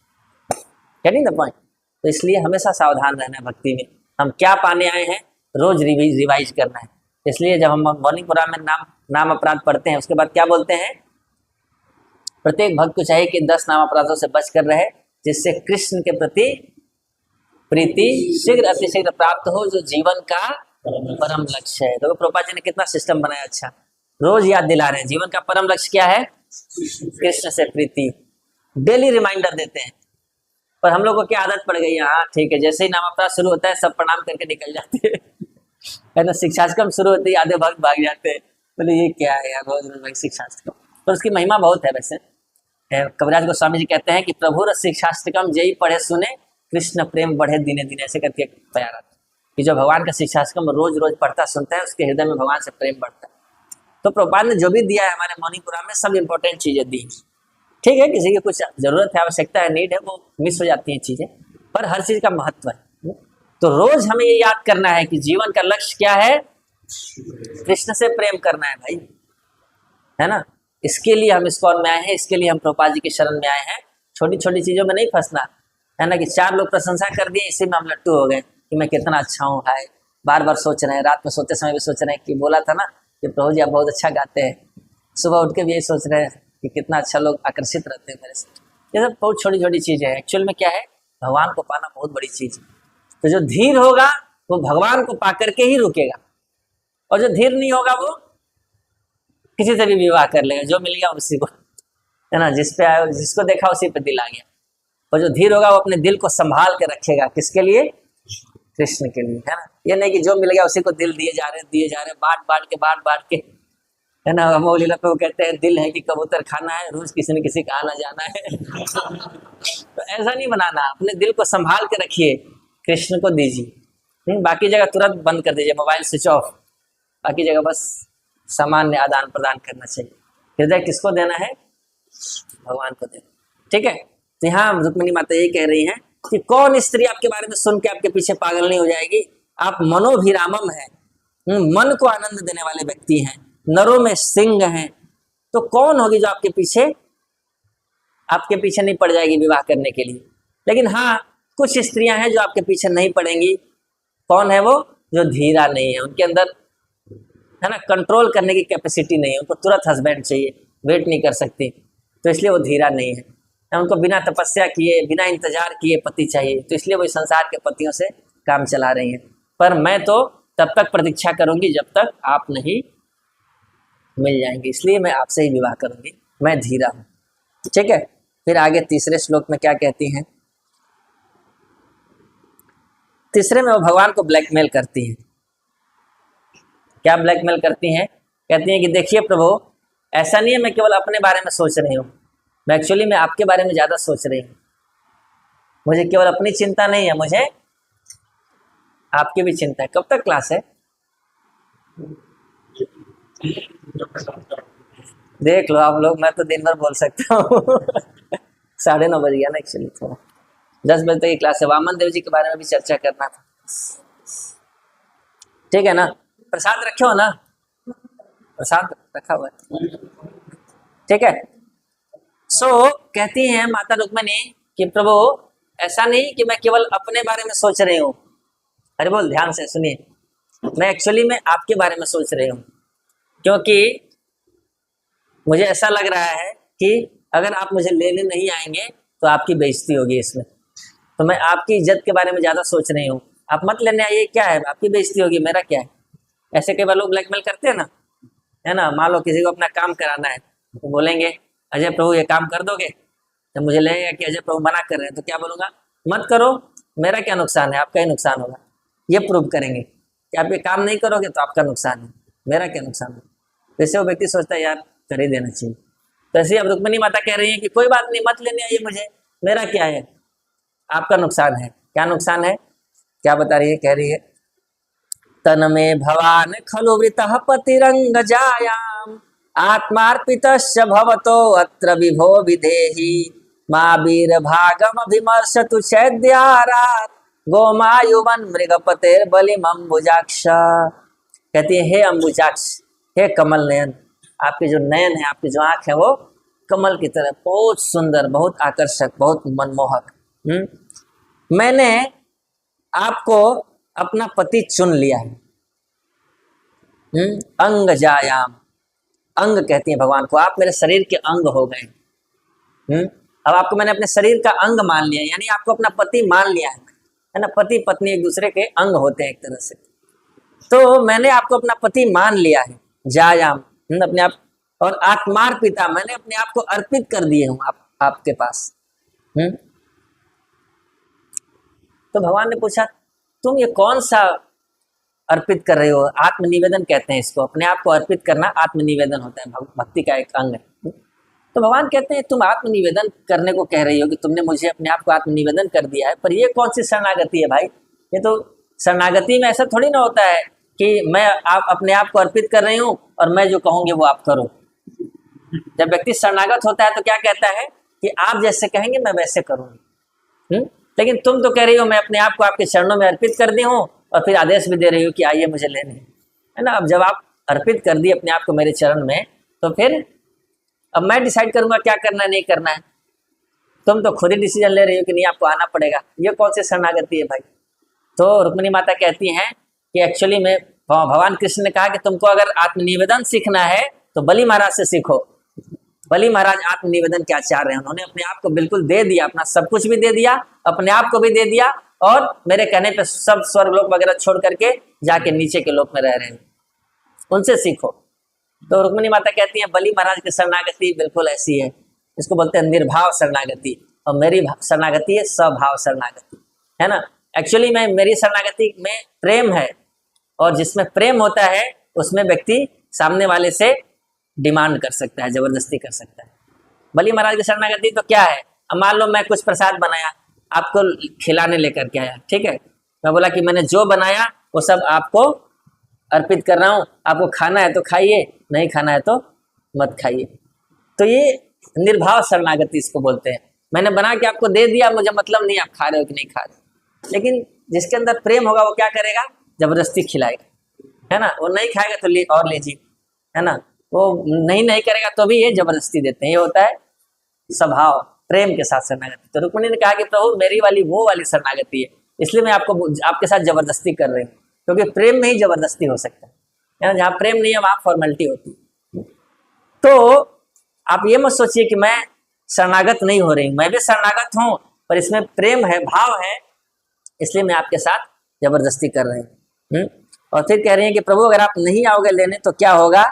कहती है माँ वीर भागम अभिमर्शतु छेद्य आरात गोमायुवत मृगपतेर बलि मम्बुजाक्ष। कहती हैं कि प्रभु मैं आपके शिकार हूं, आप हैं शेर की तरह और मैं हूं हिरनी की तरह।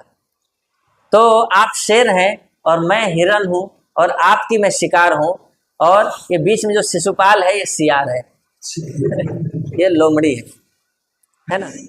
ये लोमड़ी की तरह मेरे ऊपर आंख गड़ाए हुए हैं, ये सोच रहा है कि मैं ले जाऊंगा।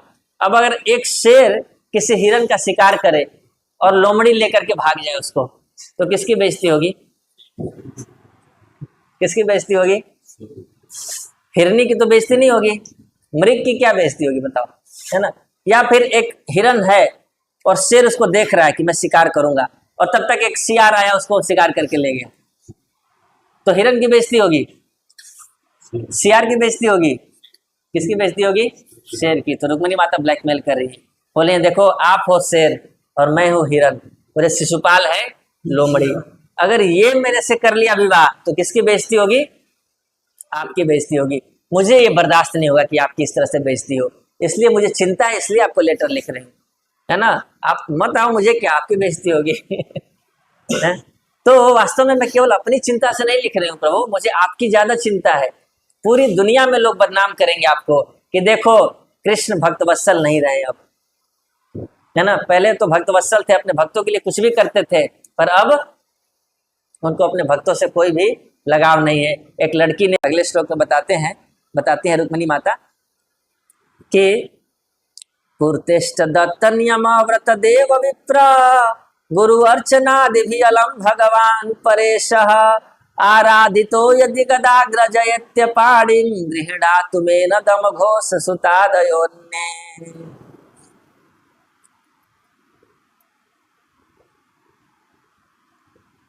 तो फिर रुक्मिणी माता के मन में क्या आया प्रश्न,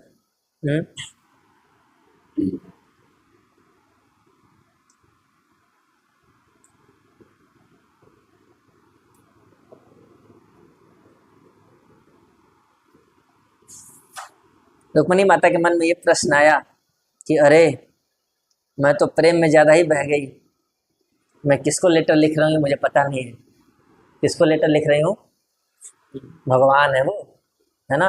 उनको पाना मजाक थोड़ी ना है कि केवल आप इमोशनल हो गए और प्रेम कर लिया और लेटर लिख दिया आके ले जाएंगे।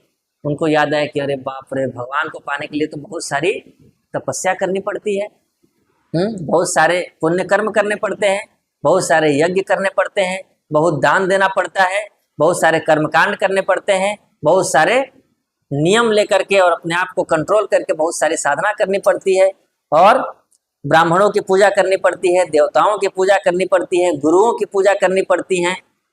इतना करने के बाद तब जाके भगवान देखते हैं किसी की ओर कि अच्छा ये मेरी उपासना में लगा हुआ। और इतने बड़े व्यक्ति को मैंने तो ऐसे ही लिख दिया, प्रपोज कर दिया कि आ जाओ ले जाओ। तब उनको याद आया, तब उन्होंने फिर इसको मेंशन किया। क्या कहती हैं कि प्रभु मैंने भी तो ये सब किया ही होगा, ऐसा थोड़ी ना है कि मैंने सब नहीं किया मैंने भी तो किया ही होगा। कह रही है प्रभु अगर मैंने सफिशिएंटली आपकी पूजा की है, पायस कर्मों, पुण्य कर्मों से, यज्ञों से, दान दे करके, कर्मकांड करके, नियम पालन करके, और ब्राह्मणों की पूजा करके, देवताओं की पूजा करके, गुरु की पूजा करके, अगर ये सब करके मैंने आपकी बहुत पूजा की है तो हे गदाग्रज, हे प्रभु आप आओ, मेरा हाथ पकड़ करके मुझे ले जाओ, और ये दमघोष का जो बेटा है शिशुपाल, ये मुझे नहीं छूना चाहिए, मैं आपसे ही प्रेम करती हूँ, आप ही मुझे ले जाओ, क्योंकि ये सब भी मैं की हुई होंगी, आप तो जानते ही हो ना, तो इसलिए आप प्लीज मुझे ले जाओ। और फिर इसके बाद 2 श्लोक छोड़ करके आगे जा रहा हूँ। फिर लेकिन उनके मन में आया कि अरे भगवान, अगर मैं ये सब पुण्य कर्म की भी होंगी तब भी भगवान को पाने के लिए मैं क्वालिफाइड हूँ कि नहीं हूँ, इस पर डाउट है। क्योंकि भगवान कौन है, तो 43वें श्लोक में कह रही है, यस्यांग्रि पंकज रज स्नपनम महांतो वांछन्ति उमापति वात्मतमोपहत्यै यर्हि अम्बुजाक्ष न लभे अभवत् प्रसादाम जहयामासुन व्रत कृशान शत जन्म भी स्यात्। कहती हैं कि उनको याद है कि भगवान कितने बड़े व्यक्ति हैं, भगवान तो इतने बड़े व्यक्ति हैं कि उनके चरण कमल की धूल में नहाते हैं। कौन? बड़े बड़े महानतः, बड़े बड़े महान लोग हैं। यस्य अंग्री पंकज रज स्नपनम, जिनके चरण कमलों की धूल में बड़े बड़े लोग नहाते हैं। कौन बड़े लोग नहाते हैं भाई? महानतः, ग्रेट सोल्स। कौन? वांछन्ति, ऐसा नहीं कि वो नहा लेते हैं, वो इच्छा रखते हैं कि काश भगवान के चरण की धूल मिल जाती तो उसमें मैं नहा लेता, ऐसी इच्छा रखते हैं बड़े बड़े महान लोग। कौन महान लोग? उमापति। कौन है उमापति? भगवान शिव। बाप रे, इतने बड़े व्यक्ति भगवान शिव जो उमा को प्राप्त कर ली है। पार्वती जी बहुत सुंदर है स्त्री, बहुत ही सुंदर है, माया देवी है साक्षात। तो जो इतनी सुंदर स्त्री को प्राप्त व्यक्ति है, इतनी शक्तिशाली पत्नी के पति हैं, उमापति इसलिए कहा गया, यानी संसार को कंट्रोल करती हैं दुर्गा देवी, और जो उनके भी पति हैं शिव जी, वो कितने महान हो गए, पूरे संसार के अधीश्वर। वो उमापति आपके चरण के धूल में नहाने की इच्छा रखते हैं, वो भी जरूरी नहीं उनको मिल जाए। इव आत्म तमः अपहत्यई, और अपने तमोगुण को नाश करने के लिए वो आपके चरण के धूल में नहाने की इच्छा करती है। जब इतना महान व्यक्ति होकर के आपके चरण के धूल में नहा करके अपना तमोगुण समाप्त करना चाहता है, तो मैं तो एक साधारण स्त्री हूँ, मैं कैसे क्वालिफाइड हूँ कि आपको पालूंगी मैं तो ज्यादा ही भावनाओं में बह करके लेटर लिख दिया, पर अब मुझे ऐसा लग रहा है कि मैं आपको पाने के लिए उतनी योग्य नहीं हूँ। जब शिव जी आपके चरण की धूल में नहाने के लिए तरस रहे हैं, तो मैं तो एक साधारण स्त्री हूँ, मैं कहाँ आपको प्राप्त कर लूंगी। फिर कहते हैं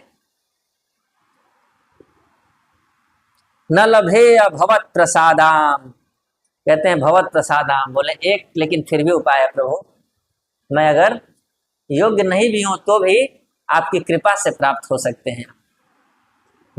अगर आप मेरी योग्यता से नहीं प्राप्त हो सकते हैं तो भी एक चीज है जिससे कोई भी व्यक्ति उम्मीद रख सकता है कि भगवान मिल जाएंगे। क्या है वो चीज? भगवान की कृपा। भगवान की कृपा अहेतुकी होती है, कब किस पे बरस जाए पता नहीं। तो आप कृपा करके मेरे ऊपर करुणा करके और मुझे लेने आ सकते हैं।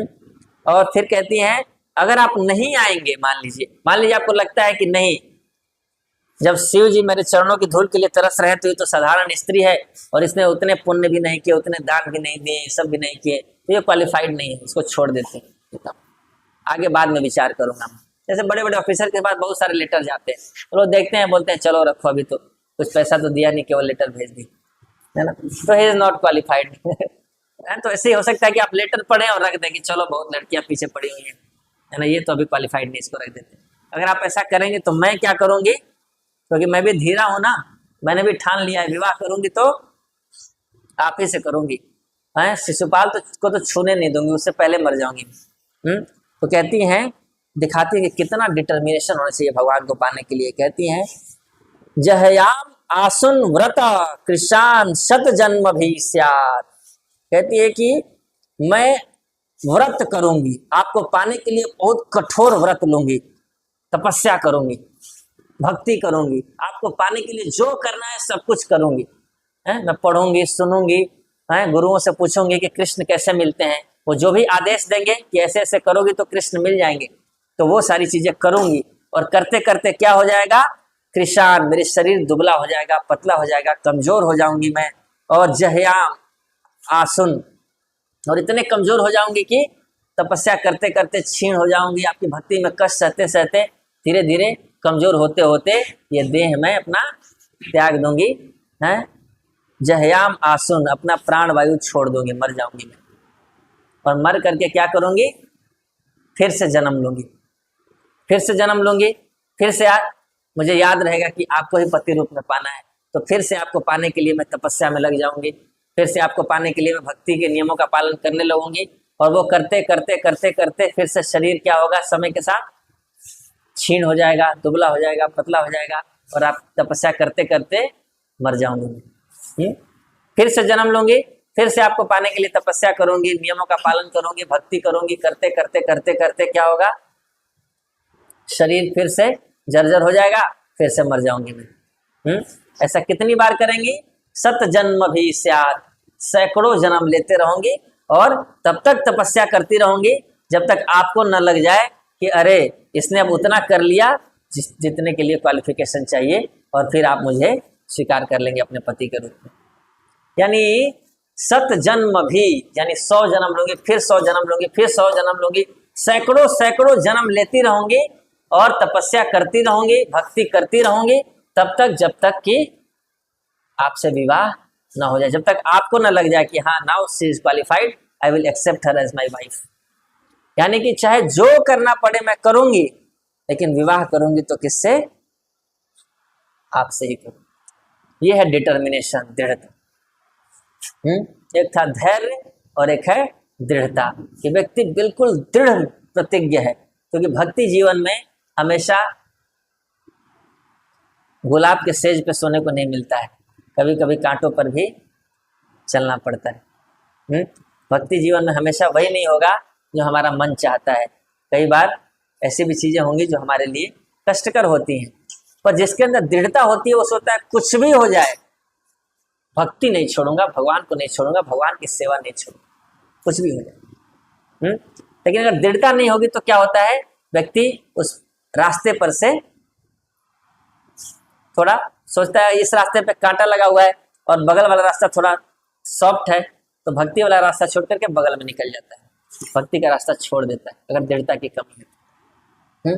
क्योंकि भक्ति में तपस्या होगी, भगवान भी परीक्षा लेते हैं, माया भी परीक्षा लेती है, तो बहुत सारे उतार चढ़ाव भी आएंगे, जीवन हमेशा एक जैसा नहीं रहता है।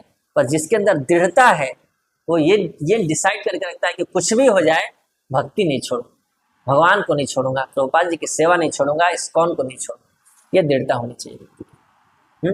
तो भौतिक जगत इतनी खतरनाक जगह है, यहाँ कभी भी कुछ भी हो सकता है, कभी भी अचानक से आप ऐसे चल रहे हो ऐसे हो जाओगे।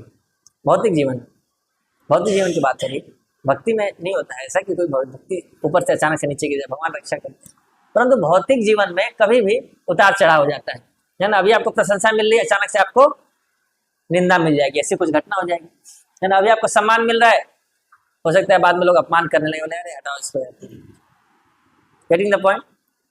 अभी आपको अच्छा प्रसाद मिल रहा है, हो सकता है फिर हर संडे खिचड़ी मिलने लगी, केवल कुछ भी हो सकता है। मटेरियल वर्ल्ड, पदम पदम यद विपदम।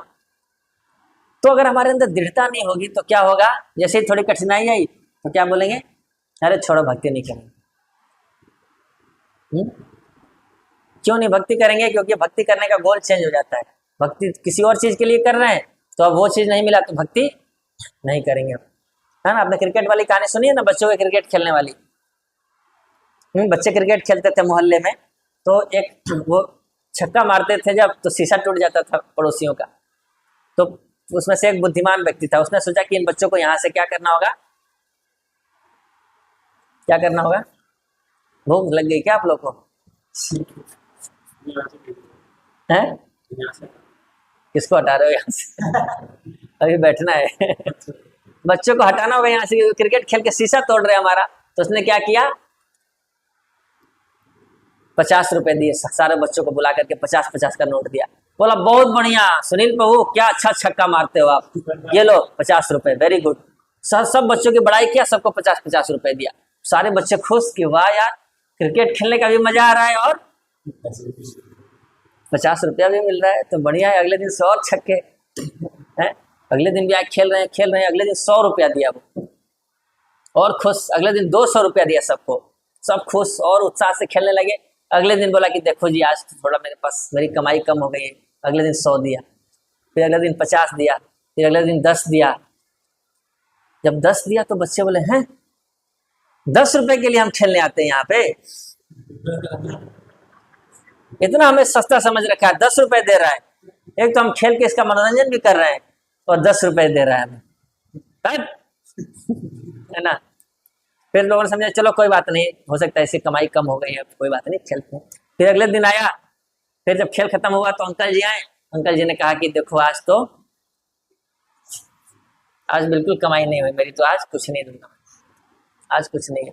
सारे बच्चे गुस्सा हो गए कि फ्री में खेलेंगे हम, है ना, मजाक समझ रखा है हमें, फ्री में खेलेंगे हम यहाँ पर, आज से हम नहीं खेलेंगे, यहाँ जा रहे हैं कहीं और खेलेंगे, यहाँ नहीं खेलेंगे। और अंकल जी तो यही चाहते थे कि चले जाए, समझ रहे। तो बच्चे पहले खेलते थे किस लिए? अपने लिए खेलते थे, पर धीरे धीरे जब पैसा मिलने लगा तो क्या हुआ, तो वो पैसे के लिए खेलने लगे, और फिर जब पैसा बंद हुआ तो खेल बंद हो गया। ऐसे ही हमारी भक्ति होती है, हम भक्ति करने आते हैं किसके लिए? अपनी भलाई के लिए, भगवान के लिए, गुरु के लिए, पर धीरे धीरे और चीजें मिलने लगती हैं। लोग प्रशंसा करते हैं, और चीज मिलने लगी ना, सम्मान मिलने लगा है, और फॉलोअरशिप मिलने लगी, जो हम चर्चा कर चुके हैं सारी चीजें, वो सब मिलने लगा। अब हम उनके लिए भक्ति करने लगते हैं, भूल जाते हैं कि भगवान के लिए करने आए थे। अब जैसे ही वो रुका वैसे ही बोलते हैं भक्ति नहीं करेंगे हम, जाओ, है ना। अब सम्मान मान लो नहीं मिला है, मान लो कि मैं सेवा कर रहा हूँ, प्रभु जी ने मुझे कुछ सेवा दिया, मैं कर रहा हूँ। अब एक दिन ये मुझसे बहुत प्रेम से बात कर करके सेवा करा रहे हैं, एक दिन उन्होंने प्रेम से बात नहीं किया, मैं क्या बोलूँगा? ऐसे बोलोगे तुम, कल से मैं सेवा नहीं करूँगा। पर सेवा एक्चुअली में मैं किसके लिए कर रहा था? भगवान के लिए। पर धीरे धीरे क्या हुआ, इनसे थोड़ा कुछ मिलने लगा तो उसके लिए करने लगा। अब उनसे ये नहीं मिला तो मैं सेवा नहीं करूँगा, तो नुकसान किसका है? हमारा है। तो माया ऐसे ही करती है, माया देखती है कि अच्छा बेटा तुम भगवान के लिए कर रहे हो, अरे ये भी तो लो, है, मेरे से भी तो कुछ ले लो, मैं भी तुमसे बहुत प्रेम करती हूँ, मुझे भूल गए, करोड़ों जन्मों से चिपका रखा था मैंने, अब तुम छोड़ रहे हो मुझे। तो कुछ देगी आपको, फिर और कुछ देगी, फिर और कुछ देगी, तो आपको लगेगा कि अरे तो बड़ा अच्छा है, भगवान भी मिल रहे हैं और माया भी मिल रही है ना, दोनों दोनों में मेरा फायदा। उसके बाद फिर माया अपना बंद कर देती है। अब जिस दिन माया वाला बंद हो जाता है उस दिन लगता है कि मैं भक्ति नहीं करूँगा, ये समस्या। तो इसलिए धैर्य, डिटर्मिनेशन का मतलब क्या है, दृढ़ता का मतलब क्या है कि कुछ भी हो मैं भक्ति नहीं छोड़ू, है ना। तो परम पूजनीय गोपाल कृष्ण स्वामी महाराज जी हमारी दीक्षा का इंटरव्यू ले रहे थे, तो कई सारे भक्तों का एक एक करके इंटरव्यू लिया उन्होंने।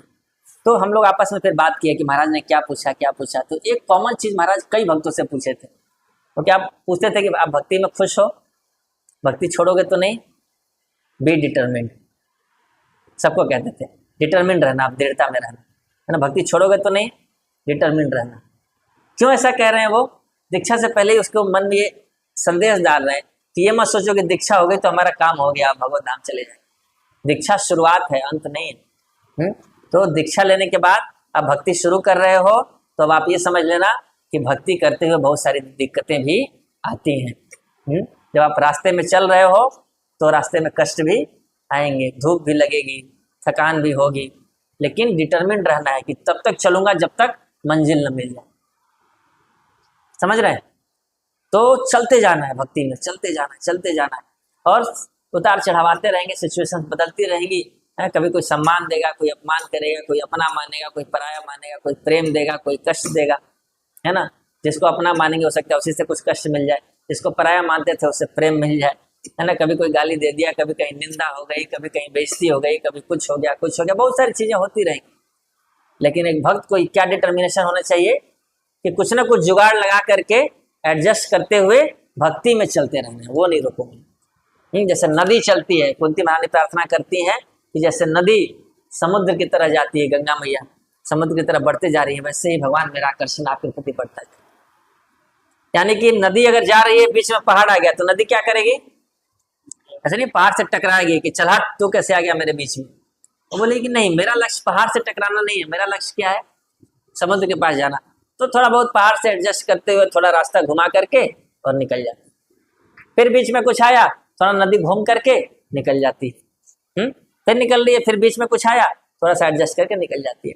तो सिचुएशंस आती रहेंगी, हमें उनसे लड़ना नहीं है, हमें टकराना नहीं है, हमें ईगो पे नहीं लेना हर चीज को।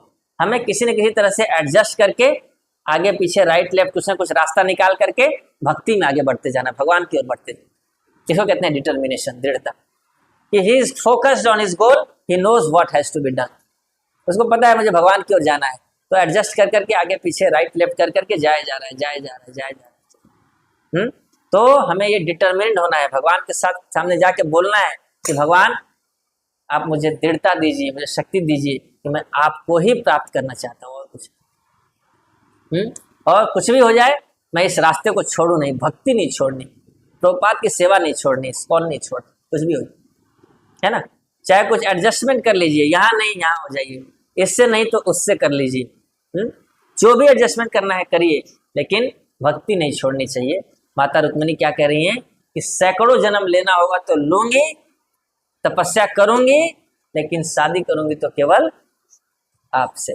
तो ऐसे ही हमारा डिटर्मिनेशन होना चाहिए कि जो सहना होगा सहेंगे, जो करना होगा करेंगे, जैसे भी एडजस्ट करना होगा रहेंगे, लेकिन विवाह करेंगे तो विष्णु से।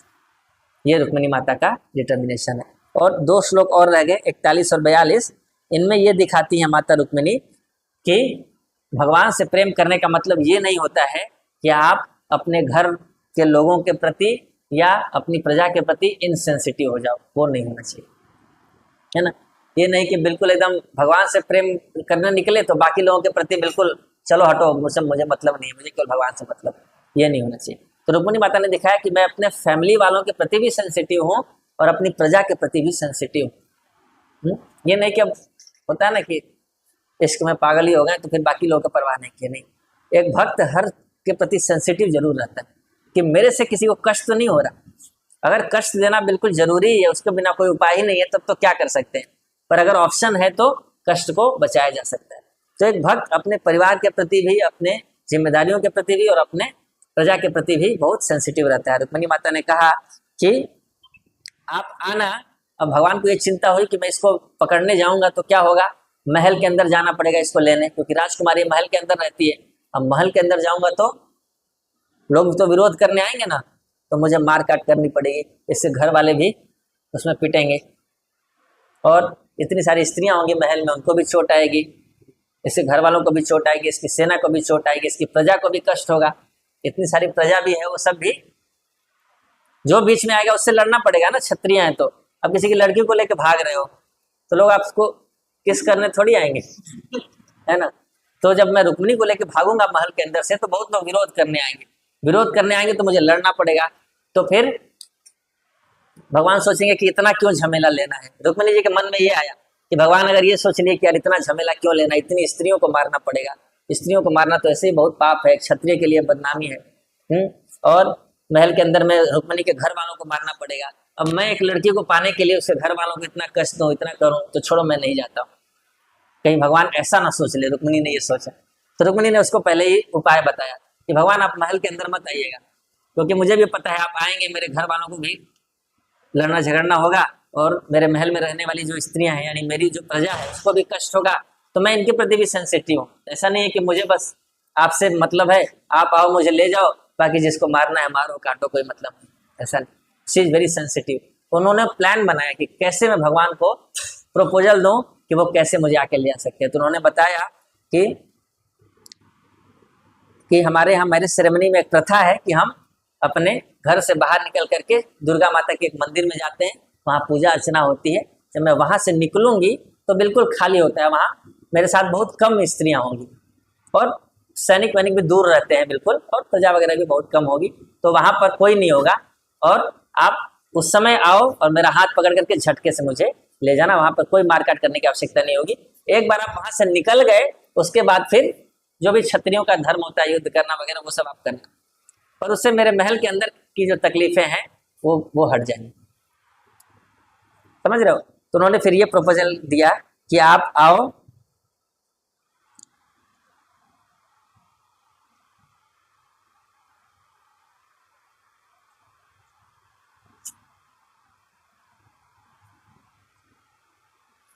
और जब मैं भगवान देवी गिरिजा जी की पूजा करके वापस लौट रही होंगी उस समय आप आना और मुझे पकड़ करके हरण करके ले जाना। तो यहाँ पर रुक्मिणी माता अपनी बुद्धि का प्रदर्शन कर रही हैं कि एक भक्त अपनी बुद्धि इसमें भी लगाता है कि he is very sensitive to his family members and other relatives friends, और जो भी उसके ड्यूटीज हैं उनके प्रति भी वो सेंसिटिव रहता है कि ऐसा नहीं कि भगवान को प्राप्त करना है तो बाकी चीज़ों को नेग्लेक्ट कर देगी, नहीं।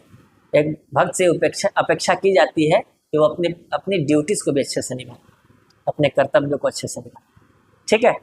बट अपने हृदय का जो गहरा से गहरा प्रेम है वो भक्त भगवान को देते। प्रेम मैत्री कृपा उपेक्षा यह करोति समध्यमा, तो प्रेम भगवान के लिए, ठीक है। तो ये माता रुक्मिणी जी के प्रसंग से हम सीखते हैं कि एक भक्त में क्या क्या गुण होने चाहिए, और रुक्मिणी माता जी का प्रेम पत्र बहुत स्पेशल, वेरी स्पेशल, उसको बार बार पढ़ना चाहिए, इस पर मनन करना चाहिए, जिससे एक भक्त का गुण विकसित होता है।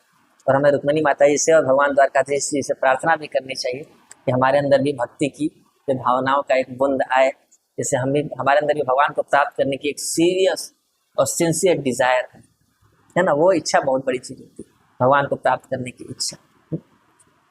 और आज भगवान वामन देव का प्राकट्य दिवस भी है। आज के दिन भगवान वामन देव प्रकट हुए।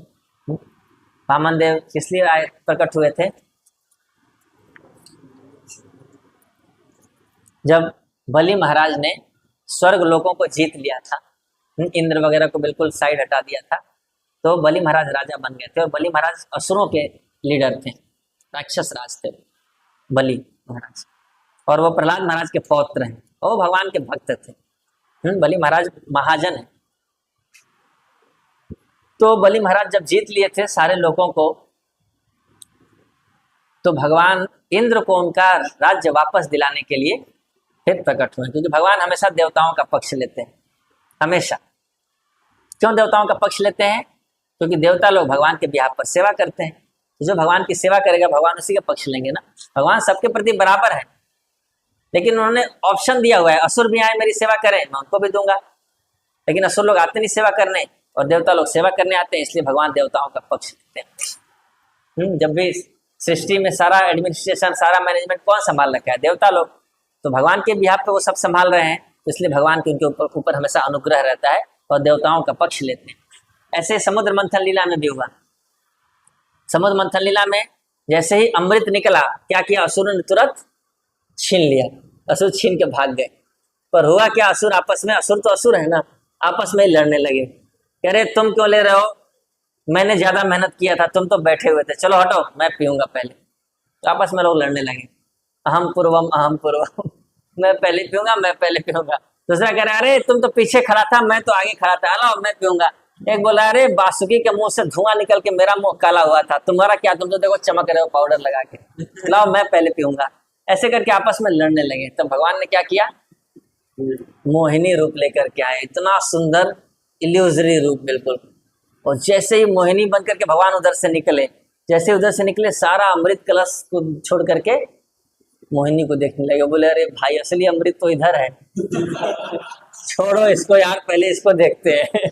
तो अमृत कलश वो भूल ही गए और मोहिनी के पास आके लगे उसको पटाने, बात करने, है ना, चिकनी चुपड़ी बातें करने लगे। अरे तुम कहाँ से आई हो, कहाँ की हो, इधर कैसे आ गई, है ना, हम लोग के लिए आई हो क्या, है ना, हम लोग देखो ना, हम लोग सब अच्छे। उससे पहले सब लड़ रहे थे, बाप बेटे भी आपस में लड़ रहे थे। बेटा कह रहा था अरे तुम बूढ़े हो गए, मरने वाले हो, तुम क्यों पी रहे हो, लाओ मैं पीऊंगा, मैं भी जवान हूँ। अब बाप कह रहा है अरे मैं बूढ़ा हूँ तो मैं पीऊंगा ना, मुझे मरना है तो मुझे बचना है पहले। तो सब आपस में लड़ रहे थे। जैसे ही मोहिनी को देखा सब अब मोहिनी के पास चले गए। और मोहिनी ने बोला कि देखो मेरे पे विश्वास मत करो, है अकेली स्त्री जो होती है ना, अकेली और कुंवारी लड़की कोई घूम रही है, उस पर ज्यादा विश्वास नहीं करना चाहिए, आप लोग मेरी बात पे मत पढ़ो। और उन्होंने कई सारे दुर्गुण भी बताए कि इस तरह की जो स्त्रियां घूमती हैं अकेले, अविवाहित स्त्रियां, तो उनके ये दुर्गुण हो सकते हैं, तो इसलिए बच के रहो। तो उन्होंने बोला कि नहीं नहीं, तुम में ये सब थोड़ी ना होगा, तुम तो और फिर उन्होंने क्या किया, उसको पटाने के चक्कर में बोल दिया कि तुम ही बांट दो ना हम लोग में बराबर बराबर, तुम हम सबकी मालकिन हो, ये लो अमृत और बांट दो। अब सोचो इतना मेहनत करके जो अमृत प्राप्त किया था 1 सेकंड में दे दिया, तुरंत मोहिनी जी को दे दिया। इतना मोहित हो गए स्त्री के सौंदर्य। और मोहिनी जी ने कहा कि अरे मुझ पे आप कैसे विश्वास कर रहे हो, वो भी बहुत छल से बोल रही थी मोहिनी जी। कहते अरे मुझ पे क्यों विश्वास कर रहे हो, मैं तो पता नहीं कहाँ से आई हूँ क्या हो, बोले नहीं नहीं नहीं, आप जो कहोगे वो सब वही होगा, आप बांटो, आप इतनी सुंदर हो, आप गलत कर ही नहीं सकती, आप जो करोगे वो सही ही होगा, आप कैसे गलत कर सकती हो, आप बराबर बराबर बांट दो हम लोगों को। तो मोहिनी जी ने कहा कि एक काम करें, एक काम करते हैं, मैं तो आप लोगों से ज्यादा प्रेम करती हूँ, लेकिन ये बेचारे देवता लोग भी तो थोड़ा बहुत मेहनत किए हैं ना, तो एक काम करते हैं कि जो असली जो माल है वो तो नीचे होता है ना, और ऊपर ऊपर तो क्या होता है, क्या होता है, छिछला बोलते हैं ना उसको, केवल पानी पानी रह जाता है, जो ऐसे आप, हाँ जो ग्रेवी हो नीचे बैठ जाती है, ऊपर केवल पानी रह जाता है ना, ऐसा होता है। हाँ मतलब लिक्विड ग्रेवी ऊपर, और नीचे जो जो पकौड़ा होता है वो नीचे बैठा रहता है। मंचूरियन जैसे लोग हैं आप। तो उन्होंने बोला कि जो ऊपर ऊपर का है ना, इसको देवताओं को पिला के और भगा देते हैं इनको, और फिर जो असली है ना हम लोग आपस में बैठ के खूब अच्छे से पियेंगे। तो सारे असुर ने कहा हाँ हाँ हाँ बहुत बढ़िया बहुत बढ़िया, इनको भगाओ जल्दी पिला करके, नहीं तो ये लोग भी देख रहे हैं इधर हम लोग को, हम लोग यहाँ आनंद ले रहे हैं, लोग देख रहे हैं, इन लोग को जलन हो रही है, तो इनको पिला के भगाओ, और तब हम लोग आराम से ऐश करेंगे आपके साथ, एकदम अमृत पियेंगे, है ना, दोनों अमृत एक साथ पियेंगे। तो फिर उन्होंने क्या किया, तो मोहिनी जी ने कहा कि आप लोग आपस में विचार कर लो अच्छे से, आप लोग फाइनल डिसीजन दीजिए, मैं अपने मन से नहीं करना चाहती हूँ, आप लोग सहमति से बताइए कि मैं पहले देवताओं को पिला दूं ना। हाँ हाँ हाँ सोचना क्या है इसमें, सारे इसलिए बोले सोचना क्या है ना, जाओ तुमको जो इच्छा है प्रिय वो करो तुम, तो हमें पता है कि तुम हमारा ही भला ही करोगी, तो हमारा बुरा कर ही नहीं सकते। तो ऐसे ही संसार में मोहित होते हैं लोग। और फिर मोहिनी ने क्या किया, देवताओं को पिलाने लगी, अब एक एक करके पिलाने लगी, अब असुर लोग देख रहे हैं कि ये तो खत्म हो रहा है ना, जो होता है ना घड़ा था ऐसे से ऐसे से ऐसे से, अब ऐसे हो रहा है, तो इसका मतलब खत्म हो रहा है। असुर ने कहा कि यार क्या चल रहा है, कुछ तो गड़बड़ है। तो उसमें से एक चालाक था जो राहु केतु था, वो जाकर के तो उधर पी लिए, और इन लोगों को बाद में पता चला कि भाई ये विष्णु है, छल हो गया। तो ऐसे ही जब इधर भी भगवान वामन रूप में प्रकट हुए और बलि महाराज को छल दिए देवताओं के लिए। बलि महाराज के यज्ञ में गए, इतने सुंदर रूप देख करके बलि महाराज आकर्षित हो गए बिल्कुल, और बलि महाराज ने कहा कि आपको क्या चाहिए ब्राह्मण देव। तो उन्होंने कहा कि मैं ब्राह्मण हूँ, मैं क्या मांगूंगा, मुझे बस 3 पग जमीन दे दीजिए, और क्या लूंगा। बहुत प्रेम से बोले। बलि महाराज ने सोचा कि यार इतना मधुर आवाज में बोल रहा है और इतना छोटा बालक है, और क्या कर रहा है, 3 पग जमीन मांग रहा है। 3 पग तो बहुत कम होता है, 3 स्टेप्स ऑफ लैंड में, इसमें क्या होता है। तो बलि महाराज ने कहा कि आप कुछ और मांगो ना, आप मेरी बेइज्जती क्यों कर रहे हो, मैं इतना बड़ा राजा हूँ, तीनों लोगों का स्वामी हूँ मैं। किस प्रकार से बोला उन्होंने कि तीनों लोगों का स्वामी हूँ। भगवान ने बोला अच्छा बेटा तुम स्वामी हुए हो, अभी दिखाता हूँ मैं तुमको स्वामी कौन है।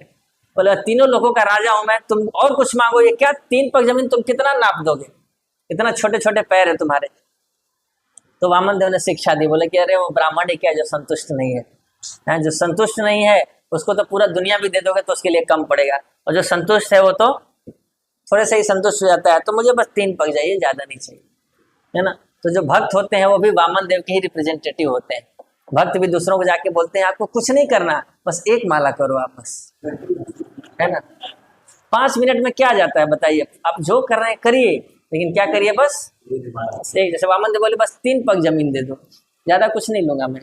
वैसे बोलते हैं बस 1 माला कर लीजिए आप। 1 माला बेचारा करेगा, उसको पता नहीं कि वो कहाँ जा रहा है। 1 माला करते करते धीरे धीरे माला बढ़ाएगा, धीरे धीरे उसका सब कृष्ण ले लेंगे और उसका कुछ नहीं रहता है ना। पहले कहते हैं आपको कुछ नहीं करना है, बस 1 माला, तो बाद में हो जाएगा कि सब कुछ कृष्ण का ही है, अब दे दो जो ऐसा। तो ऐसे ही वामन देव ने कहा बस 3 पग जमीन लूंगा, ज्यादा नहीं। और जब उसके बाद जब बढ़ाना शुरू किया अपना, तो एक ही पाँव में सब नाप दिए। एक पाँव में ऊपर का नाप दिए, दूसरे में नीचे का नाप दिए, बोले तीनों लोगों का राज हो गया ना, अब बताओ तीसरा कहाँ रखूं। तीसरा भी बचा था। तो बलि महाराज समझ गए कि भगवान, और शुक्राचार्य जो उनके गुरु थे वो रोकने आए कि मत लो विष्णु है, और बलि महाराज ने सिखाया कि नहीं, भगवान को देने में कोई भी रोके तो रुकना नहीं चाहिए, दे देना चाहिए। भगवान की भक्ति में कोई भी रोके तो रुकना नहीं चाहिए, क्योंकि हमारे सबसे जो प्रिय हितैषी है वो भगवान, सबसे क्लोज रिलेशनशिप भगवान से। तो इसलिए भगवान की भक्ति को चाहे कोई भी रोक रहा हो, नहीं रुकना चाहिए।